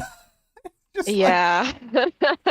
They they have the job that's like at like the merchant gathering or whatever. I mean, the job. It's literally the same job as always. It's Gregor's investigation into Cauldron or whatever. Um, but like they kind of de-escalate the situation yeah, at that point they are fighting people, but I think that like less people overall get murdered because they show up and because because they they show fight up. Yeah. everyone. They're much more of like lawful neutrals, I guess. Not even law. I guess like a true neutral party rather than like the chaotic, a little bit evil. Chaotic neutral and They chaotic evil they that the do Understayers are. claim they do claim in the first section of the book like that they would work for the ABB if the ABB paid them, but I feel like that was just a negotiation tactic. I don't think that Faultline would actually work with the ABB because of how like um Bakuda was like executing her own people and stuff. Like not because it's Yeah, like a like moral quandary, but because it's like she'll kill us. yeah, like you can imagine, and you can imagine maybe like if like Kaiser had called asking for the same deal with L or something, I think that they would have shot him down because Right. like even for the millions of dollars, they'd be like, why are you throwing around millions of dollars? You're gonna be killing people that don't deserve to be killed. Right. Whereas, Um, like, when she's playing with Tattletale, it's like, however much she doesn't like Tattletale, she doesn't think of Tattletale as, like, some murderous menace, you know? yeah, yeah, exactly. So, Yeah, they're just a lot. I don't know. They're not like evil. They're not nearly as like chaotic I would say their as group the is, Undersiders. like, from the actual times we see them, like, they are mercenaries in a direct sense, but they're, like, almost just vigilante status where they're doing hero work, but like the heroes still want to catch them, kind of Yeah, thing. they're more like what is the oh my gosh, I can't even remember. What's the name of the ones that aren't heroes and aren't villains? Rogues. Yeah, yeah, they're much more like a rogue mercenary party or whatever than Yeah, like villain. they're classified as villains, but like usually they're carrying out jobs to steal from villains and like not even in a strict sense breaking the law. Like they're Hmm. doing things that if New Wave did the same thing, then it would just be an arrest. Yeah. So, Yeah, Fault Line's interesting. She's just so much she's such a normie. I feel like she's one of probably she's got to be like in top three of normie capes. yeah, yeah. Who are some other candidates? I can't even think of any capes that are sort of. Like on her level, I can't even think of anyone. Like maybe Dragon, but Dragon's so weird. Dragon's really weird, but she is a little normcore. I see what you're saying. She's like more emotionally stable than most of the characters. Mhm. So they have that in parallel. Um, Yeah, but but she's she's definitely got too many weirder. like things going on. Like the fact that she's actually an AI kind of puts her in another category because she's like always got that as a secret. Whereas like Hmm. I don't think Faultline has some big secret like other than that they're investigating Cauldron. Like that's the secret, you know. Yeah, she's just some lady. Like you said, she kind of likes to collect people. It's fine. Some people do that. Greg says legend, perhaps, and I think I agree. He's in that same category as Faultline, where he's like generally has decently good morals. He's pretty stable. Like I think he's got some minor issues, like basically like his power is like a metaphor for tunnel vision almost, and he gets Hmm. that. But like he's generally like a pretty together person, you know. So I agree with Hmm. Greg. I can't think of any other examples off top. Oh my gosh, I have some terrible news. We What? forgot to change the art. Oh, did you want to see? Oh, did you have a second art that I didn't see, No, or do you it's mean? yours. Okay, okay, okay. Yes. So we'll change over to this is Sparky, the drummer. Hell yeah. Um. I think this one looks really good.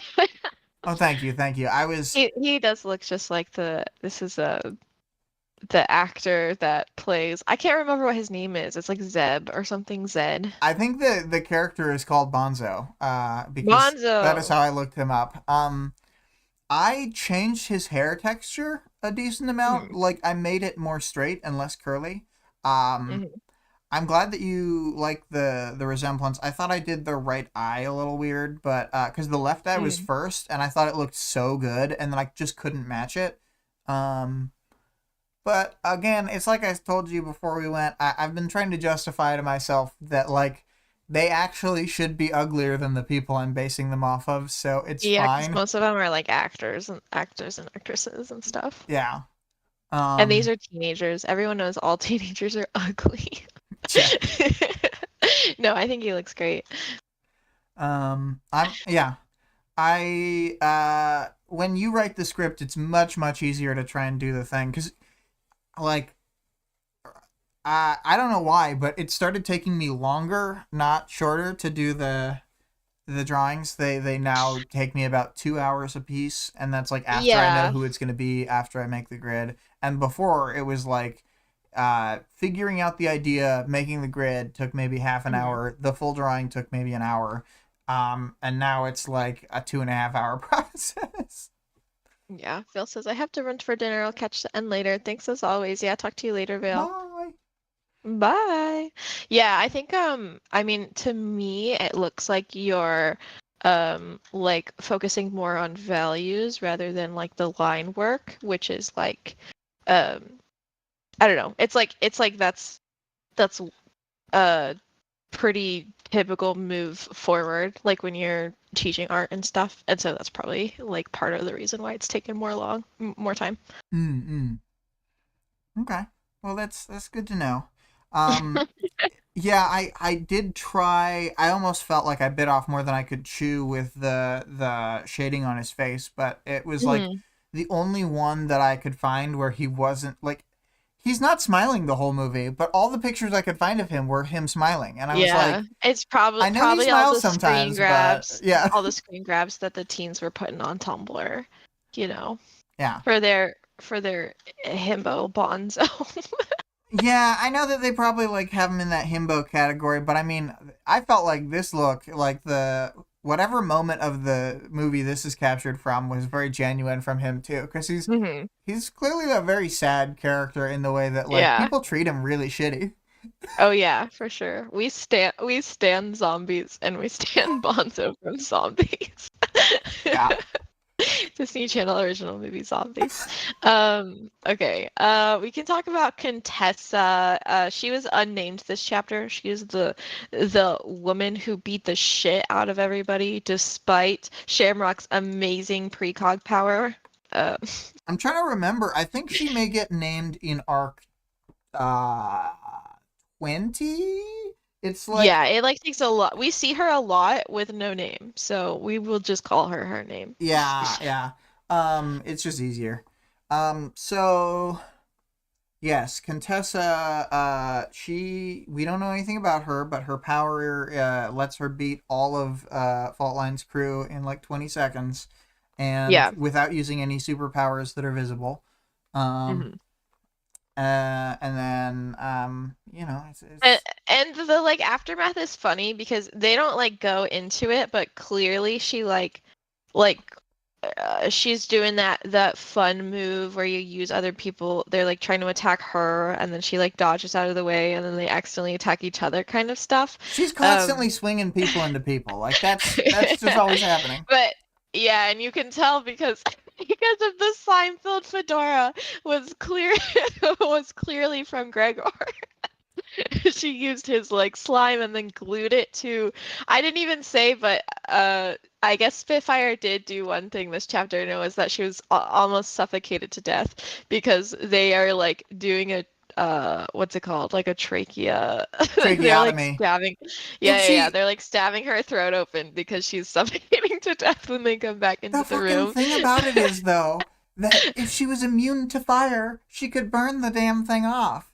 But she's not immune to fire. It's really funny. It's really funny. Spitfire is just such a loser. It's so sad. I would not want her power. No, me neither. Yeah. So Contessa's a badass. She clearly works for Cauldron. She wears fedoras. I think this is the first time. Oh, this is not the first time we've seen her. Oh my gosh. This is the woman that we see in Legends chapter as well. And he says that she's always with the doctor, Actually, and he wait. thinks that she's there for her protection. I just realized she probably gets named Contessa in the No, no, chapter no, that no. no, in not He in his doesn't name chapter, her. but in arc 15. I'll just quickly check. I'm pretty positive because I remember reading this, like I like get to this point of the book and you're like Contessa da da da da, and I'm like, who the fuck? Okay, She's hang on. definitely unnamed. It's if you see the third interlude of arc 15, the Alexandria chapter, then Oh uh no. Alexandria waited patiently as Contessa adjusted her cape. Ah, And then okay, one, fine. so she gets named twice in the chapter, and then once in the little who's in the chapter marks. I see. Fine, fine, fine, fine, fine. So I still say mostly unnamed. yeah, it's interesting because she is name dropped like we already know who she is, and we kind of do, but they don't. But they don't describe who they're talking about. Yeah, it's She just just like says Contessa, right? yeah. Um, and it's man, Contessa's making moves in this moment. She's like slightly adjusting Alexandria's cape, probably to like get Alexandria in the right mindset or to get the timing just right on when she says her first words. And then Mm-hmm. down in the later section, like somebody, the doctor gestures to her and she like squeezes Doormaker's shoulders and he makes like just the door she needs. So she knows the exact thing she needs to do to get, you know what I mean? Where it's like, Yeah. She's so probably they don't comforting know to be how around. to, yeah, well, probably they don't know how to communicate with him yet, aside from just direct using Contessa's power. And I had never thought of Hmm. that until this weird moment where I'm rereading this. Yeah, Anyway, that's funny. Contessa's crazy. Yeah, Her power is she's very powerful. crazy. She's clearly a badass. And she's even stronger than Shamrock. Even stronger than Shamrock, you know? Um, Uh. yeah, we talked it to death, but Fault Line, come on. This is the one reason why Tattletale's power went to Lisa and not Faultline.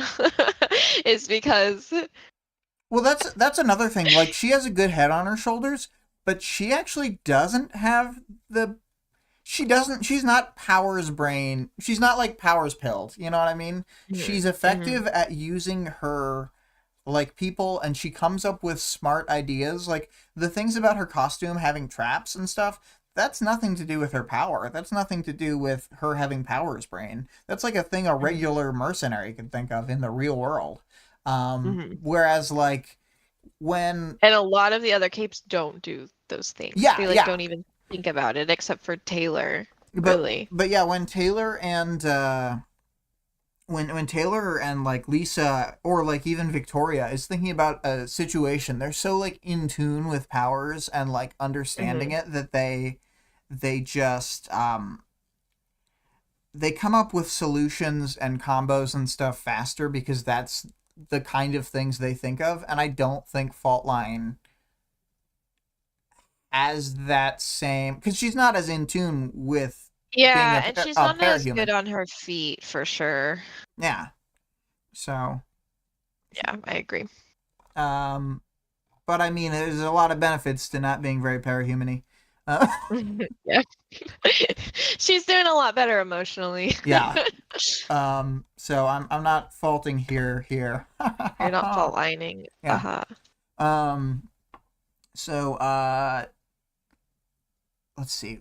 We learn a lot in this chapter of like powers, knowledge, and world building because it's like it's kind of we know more than Faultline, but seeing it from her perspective gives us a lot of information of like we said earlier, how hard they have to work for these crumbs of information, how little they actually do know, how little the people working for Cauldron at like the lowest levels know. Because like some of them, like Jamie, saw the interior of the thing and she got powers there, but this guy just got like a communication from like a person he thought was from a different country. Like that's the extent of his knowledge.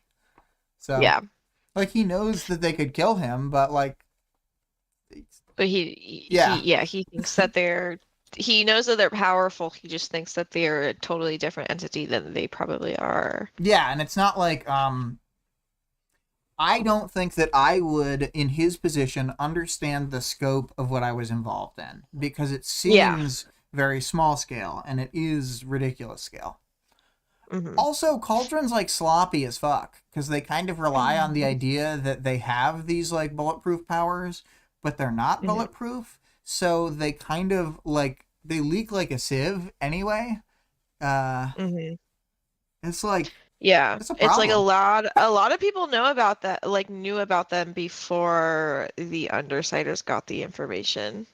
Like I guess the Travelers even had gotten some information from Coil. I think part of the problem is that Coil's a gossip.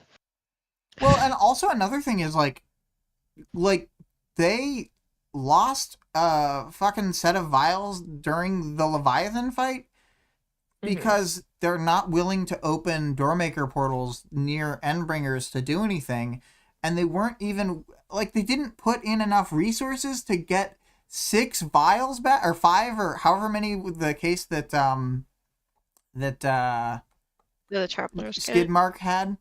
I don't even mean that one. Yes, that one. I mean the one because they just had a guy in the area. Cases. Yeah, they've lost multiple cases of powers at this point that we've seen. Like the ones that get dumped to Trickster, that's totally like reasonable because they're in a like seemingly secure Cauldron facility and chunks of that building fall down and like that's where he finds it. But the ones in Brockton Bay, they must have just been doing a deal that didn't finish when Leviathan showed up, and like that's just so sloppy. Yeah. They don't give a shit about anything, dude. They're very like, I don't know. I feel like they're just like, if anything bad happens, we can just kill everyone. Yeah. Oh, Cauldron. Oh, Cauldron. Let's see here. Powers, knowledge, and world building. What do you want to talk about? Like, what powers? We learned a lot about. We already talked about the luck power, but the telekinesis plus precognition equals luck, I guess. Equals more powerful than the Seamer. It's crazy, dude. It's like just be reasonable. I don't know. I'm sorry. It's just like literally so stupid. It's like Shamrock's just like it's like not only this statement about her, but the fact that like Shamrock's personality added on top of it, it like makes me just like okay, yeah. Actually, this is the most powerful. How do we forget Shamrock when we were talking about Normcore capes? She's so just like she's, I guess, a little flippant about like being in dangerous situations, but other than that, like she's just so normal. she's like clinging to her boyfriend, like while going through the tunnel. She's like, "Oh my gosh, I'm so scared." Oh my gosh, Gregor. Uh, Yeah, yeah. it doesn't. I don't think I don't really have anything for Primer's knowledge and world building. We talked a bit about the city and like the state that it's in and like what that could mean and stuff. Like why there's people there and stuff. Um, Yeah. Um yeah, I guess we can move on to the audience participation. sure. All right. So the dual question, as we will see, is I'm gonna copy it back into the doc. Um, uh, is there a chapter that you like and think is good but have almost nothing to say about? And then redesign a cape Mhm. costume, explain your answer. So the ones that we got were Veil, 4.x, the Brutus chapter. I like that it's experimental and sets tone for Wildbow saying, I'll write what I want, but not much to say about the content. 10.x, Dragon, reveal, great chapter, but it's basically just that. 17.1, again, it's backstory and great, but not much to say. 17.1, you and I had quite a bit to say about, I will say. Mm. And then is a bit forward, but the interlude at the end of next arc is 2 plus 4 times 5 is answer. And it's chapter is good. Chapter is a good chapter that I have almost nothing to say about. Yeah. And then the answer to your question. Well, wait, before we move on, since those were both answers to the first one, do you have any answers aside from this chapter on like? This chapter. I feel like when I'm like skimming through them, I feel like I probably I feel like we had trouble with the Jack chapter. Um like it's like maybe it's I because don't Jack really think sucks or that one's whatever. very good. I mean, I guess it's good. Yeah. Um It's one of the ones I was most like mid on while we were reading through on this yeah. stream read. So. And then maybe I feel that way about the legend chapter as well when I'm thinking back on it because Oh I'm like, yeah, yeah, it's a good it's a chapter. good Like you chapter learn and so has a much good stuff and conversation, legend's but like, cool. yeah, just like kind of. It's like I guess it's like maybe it's just that it's like so like plot driven. I don't know. Maybe it's not. I don't know. It's just some of these chapters it's like we'll read them. Like this one. I mean we did end up talking a lot about it or whatever. But um If we didn't have a show like I about this, we wouldn't be talking about this. yeah. Yeah. Be like that was a pretty good chapter and then I'd forget about it forever just like I did the first time. Maybe it'll stick in your mind a bit more now. Yeah, Um, yeah, probably. I do. I have found that as we've gone through, like there are a few things that were a bit weaker than I thought. Like again, the Jack Hmm. chapter. Although I kind of was mid on that to begin with, but generally, most things I have found there's just even more to dig into than I had thought. Yeah, yeah. I think as soon as you can like start digging into it, it like brings up a bunch of stuff that I hadn't thought of before. Yeah. Um. Okay, so we're gonna move on from that to the redesign, and only Vale has answered for the redesign, but it was for Vic's question. I got a tiny bit creative in a different way. I hope this works. Oh. Furious, Miss Militia stormed into Director Pigot's office, preparing her thoughts as quickly as she could through her anger. How was she supposed to respond to this? How did the PRT allow this to happen? Her weapon flickered between garrote, dagger, and whip as her concentration wavered through her anger. I gotta say, I just realized Miss Militia fits into that sort of category of cape we were talking about earlier, like Yeah, Fault Line and for Legend. normies. Yeah, for Yeah. sure. It's like she's done the most, like, she's lived heinous childhood, and yet she mostly became a normie later. Hmm. Um, but moving on through the Veil answer. In the dozens of legal documents she was required to sign, it was clear that she had full costume control. This was supposed to be extended to Parahumans Online, the newest MMO by Cratersoft. No costume she did not wear would be added to the game. She woke up this morning to hundreds of tweets of the new Miss Militia DLC. It was a betrayal. Director Pagot looked up with a profound sigh. Legal had already reviewed the content and approved. Okay. This definitely adds to our Pago Miss Militia ship. Do you think it's like the part in Secretary where the secretary leaves a worm in a thing of her like perfectionist boss to like set him off? Yeah. They're in like a really, really toxic relationship. Like Pago and Miss Militia have the world's most toxic lover dynamic. Yeah. Yeah, I love it. I've seen like a disproportionate amount of ship art for them. And by that I mean maybe 2 or 3, but it was like, oh, okay, I guess this is a thing. And now I can't stop thinking about it. I mean, I'm not opposed to it. I'm not. They could be cute together. Yeah, I think this really adds to their story. Thank you, Vale. Yeah. So, all right, let's go. I'm gonna think of an answer, but you do the answer. Redesign a cape costume. Oh my god, I didn't think of this. You didn't think it through? You know who's I redesigned? I redesigned Sundancer's because I had drawn hers wrong. So I need to fix that. You want it to be the drawing that you did. I want to retcon it so that it's the drawing that I did. Yes. Yes. Okay. Yeah, if I were just like some of them don't have a good enough focus on I think there's a mix. Okay? I feel like there's costumes like Gru's that are like better than other costumes that are going for like a more specific thing. Like the fact that his is a little generic in terms of it being like motorcycle leathers and then a crazy helmet, like that because of the way his power augments his look.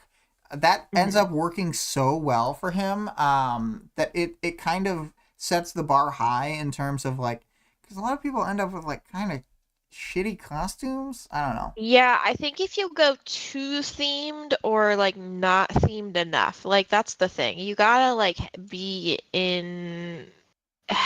If you go too themed, you're kind of showing your hand, like in the same way if you have like a really specific name or whatever, like that can kind of show your hand a little bit. It's a little bit. I'm trying to think of.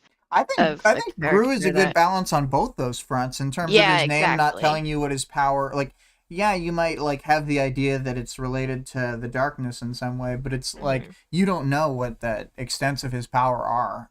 Yeah, Gru's costume protects his body reasonably. Yeah, it's basically like really. It's like because I mean it's like actual leather and it's thick, so it's like a small layer of armor against like the fact that he's going to be doing rough and tumble stuff as a baseline. So yeah, I'm just kind of anti, like the costumes in this chapter, like Labyrinth. What are we doing?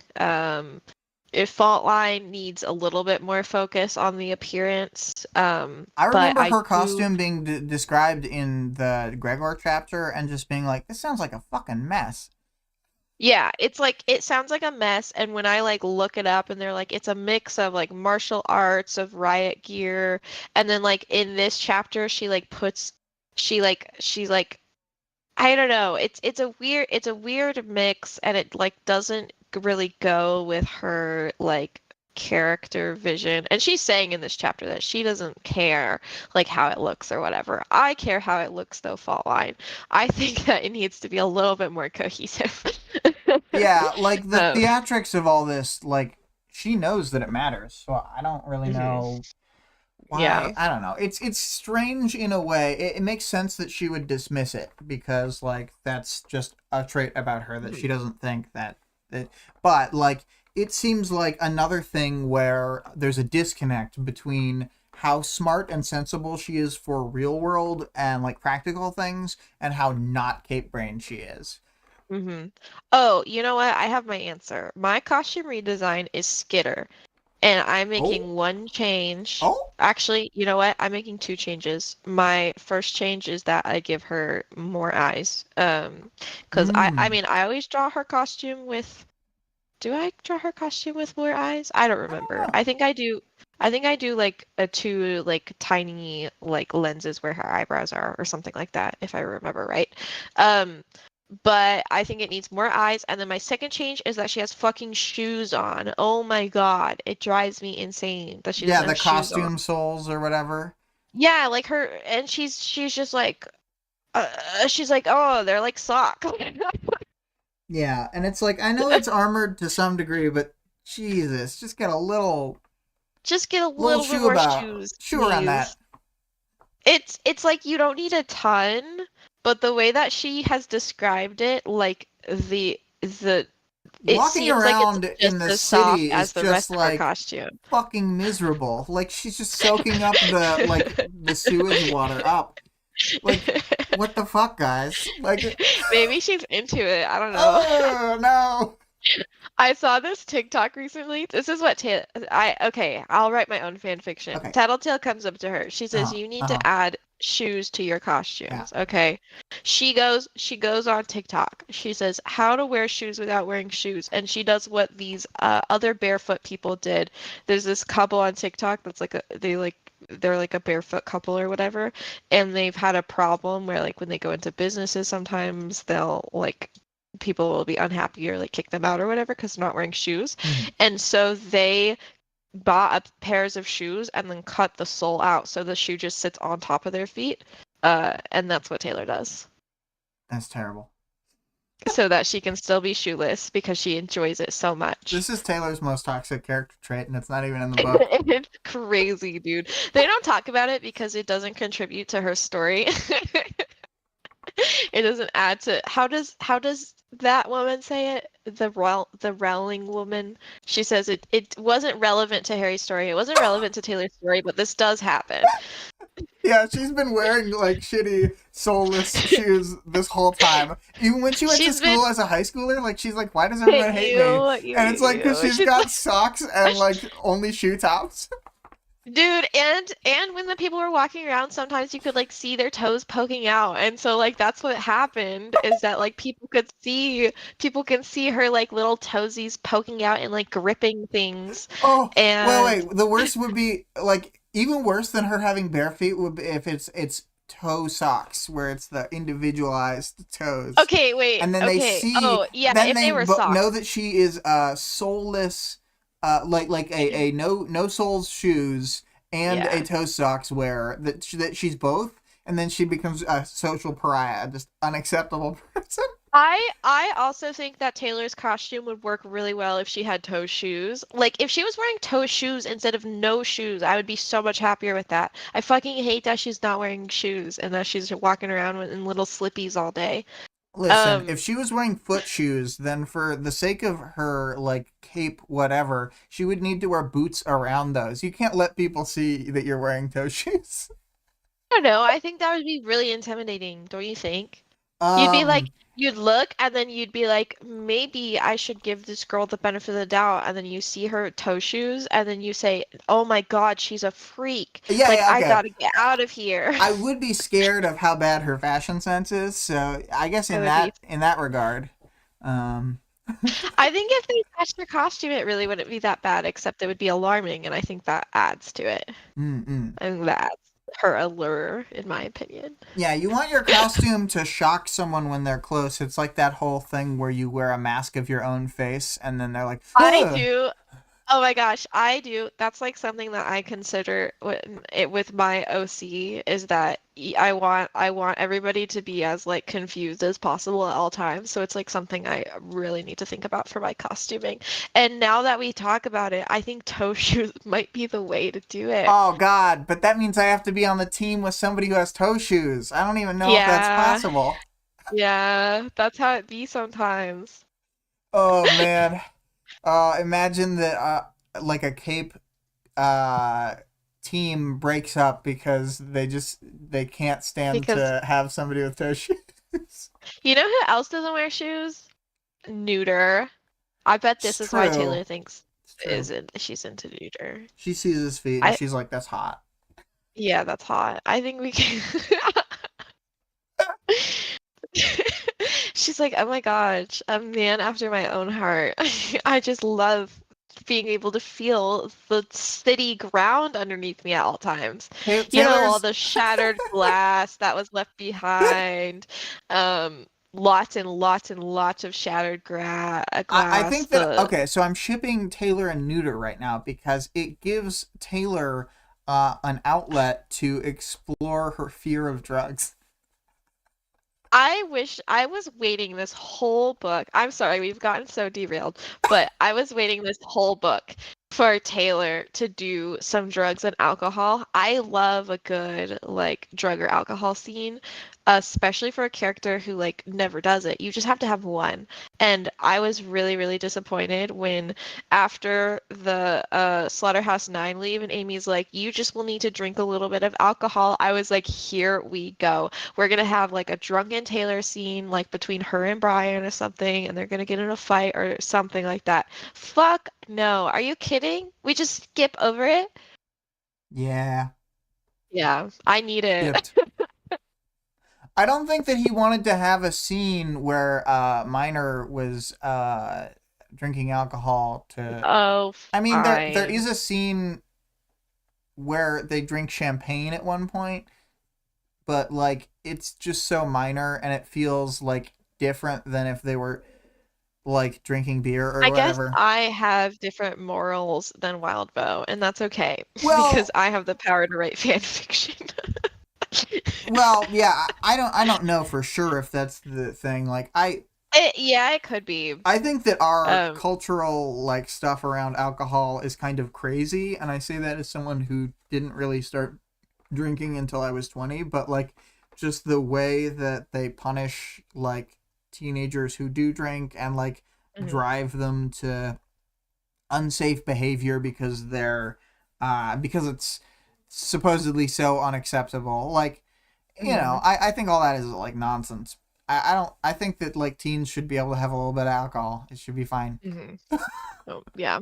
Like I remember what it Well, was like to be a teenager, and like I also know yeah, that other cultures around the world let. yeah, I was gonna say that's like a thing that I think in Germany they're like very okay with drinking, and then like the driving age is like a lot older than the drinking age, so you're like chill by the time you get old Yeah, enough to yeah, drive. yeah. It's almost like yeah, they kind of fuck up the order here. Hmm. But Yeah. Get these kids on the road, and then right when they graduate, get a bottle in their hands. um Anyways, that's my redesign. We're doing toe shoes for Taylor. that's that's That's a the, nightmare. and then some Um more eyeballs. okay, Antenna so might be cute as well. the antenna would be cute. I think that antenna and the eyeballs I'm here for, but the toe shoes, I want her to have regular, like, sort of boot-ish shoes where they're like the kind of No, thing that no, no, Rachel wears. no, no, no, no. Wait, I She's have an very even better idea. practical. That's the only No, no, reason no, she no, no, doesn't no, no. now is because she wants to look more bug. No, no, no, no, no. She likes to feel the ground beneath her. But but I also changed my mind. She has toe shoes, but they're altered so that it looks like she has 8 toes. And it makes her even more bug-like. Bug, bug. Um. Okay. How would you feel if Taylor had those arms that they sometimes have to use like in costuming or whatever, where she has a second set of arms tied to her like tied with fishing string to her first set of arms so that it looks like she has more and that they're like moving independently? That's funny enough to be fine. I would like that. If she and Rain met, oh my gosh. I We could just get her so many arms. I'm just thinking of like the oh my god, the toe shoes. I can't get over it. I'm not over I it. I'm a pro. I'm gonna start next time I draw Taylor, you know what she's gonna be wearing. Unfortunately, I do. Okay, hang on. I want a costume redesign of my own. I am thinking of who have we seen so far that has a bad costume? Uh, Literally everyone in Fall Lines crew. um, Oh, the Travelers have like pretty wonky. I mean, they're like I good think the costumes, but they Travelers like are pretty. They're okay. They're pretty good. yeah. I don't want to switch their costumes. Okay, okay. Um, uh, oh, Blasto. He wears a Mm. thin organic layer of like mushroom or something over his face. I just want it to not be that. He currently does that? I think so. Yes. Oh my God. I We'll guess I'll we'll put this have on to my list of things to get for my OC to disturb people more during fight. we'll have to read that section carefully because you'll have his little drawing and whatever that ends up being for his chapter. Oh, But I'm okay. pretty sure that is what it's like.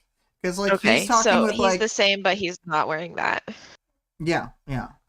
My new version of Blasto is gonna be really plant themed so that he can wear he's gonna be green and then his Hmm. glasses are those kinds of like it's that like contrasting color orange to go with the green. You know what I mean? Yes. Yeah. So he's got the only orange glasses. The rest of his costume is various. Like he's a plant guy, so it's gonna be Hmm. all Hmm. sorts. Who's And who's that ginger lady, the villain in Batman, with a green Poison Ivy. plant? Yeah, Poison Ivy. I think that maybe he should have Poison Ivy's costume. It's the color scheme of the Poison Ivy hair and costume, but he's much But it's more not as sexy.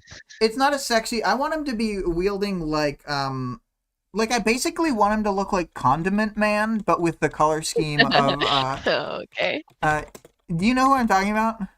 Yeah, but that's because I'm a Lego Batman movie stan, and they do include him in the movie. Condiment King. I'm sorry. I'm sorry. Condiment I King. very much I was I was corrected. thinking it was Condiment Guy when you had said it, but yeah, the Condiment King. Ah, I accidentally well, it switched the art, but that's fine. So I just wanted to get this snip to send you a message so that you understand what I'm imagining, but then just like plant leaves and Hmm. Plant leaves instead of condiments everywhere. Yeah, yeah, and the like this is leaf definitely the same quality. design as in the Lego Batman movie as well. Yeah, the leaf quality is like the like you know those kind of like spiky in and out like there's a core to the leaf and then it like spikes over and over again down the whole Yeah. like length and it's like a Yeah. long yeah. He's got like one of those for each arm and then Yeah, that could be cute. yeah, and then he shoots out like those blasters would blast out like monsters that would grow on the battlefield during the fight. And then his name would Pretty work a cool. little bit better. Yeah, The whole Blasto because he's situation. like it's because of Because blast he's black. germ. Yeah. Yeah, Yeah. It's like a double entendre instead of just one thing. yeah. It's not. It's no longer a single entendre. Single entendre. Um, Jesus, Greg said, now he's a villain that I truly relish. Okay, Yeah, thanks. yeah. Good job. Good That, work. Good work. that's enough for me. No more, See no more talking, Greg. the thing is that yeah, Victoria is the only bisexual in history who hates puns. Is that a thing that bisexuals like, or Yes, puns? I've been told many I times hate that they them. like puns, and then you hate them. I even tried to show you the clip of Savvy being like, Oh "All God. bisexuals love puns," and you're like, I "No, I'll have to listen to a pun." So you couldn't see there's the a segment about it. There's a line in Gideon the Ninth, from Gideon's perspective, and somebody tells a pun, and she thinks to herself that she's like, "I'll have to note that down later." And then it's like Gideon thinks that all puns are inherently funny, and I just was like, I remember when I read that, I was like, "Ugh, that's like William."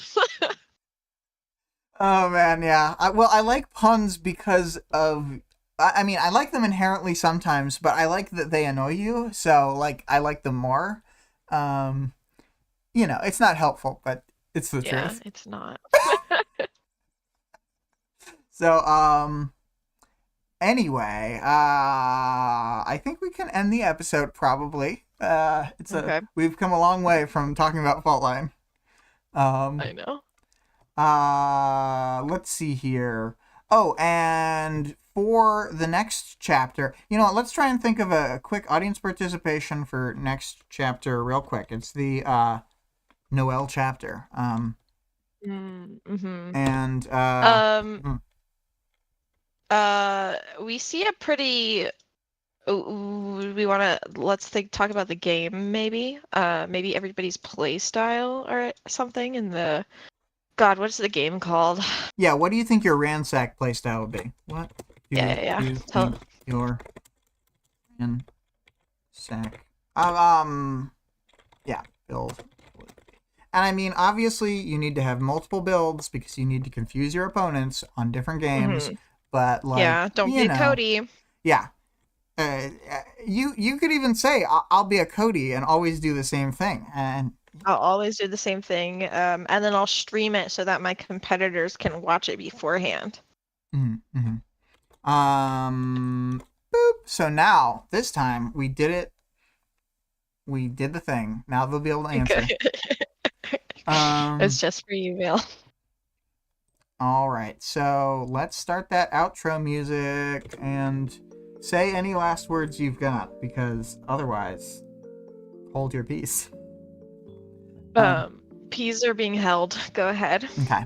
The song Queen Scourge that we're listening to now is by ScarlettXOX, who, as we've mentioned previously, has begun to stream again at her channel twitch.tv/Scarlett_Rogue. And she has been streaming tabletop RPG, played as sort of there's like a DM, and then she's playing the only character, and it's called Gas Station Blues. She's gonna be like an investigator. It's a whole thing. Anyway. Yeah.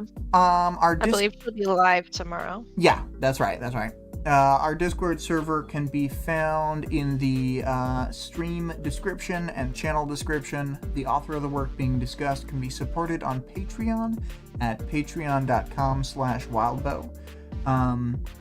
The full text of the work is available for free online at parahumans.wordpress.com, and there's also a fan-made audiobook of the entire work at audioworm.rain-online.org. As Greg points out, tomorrow Scarlett's stream will start at 3 p.m. Eastern, like my normal starting time, but Sunday. Anyway, the song's almost over. Thanks everybody for being here. It's been another great episode. Bye. Bye.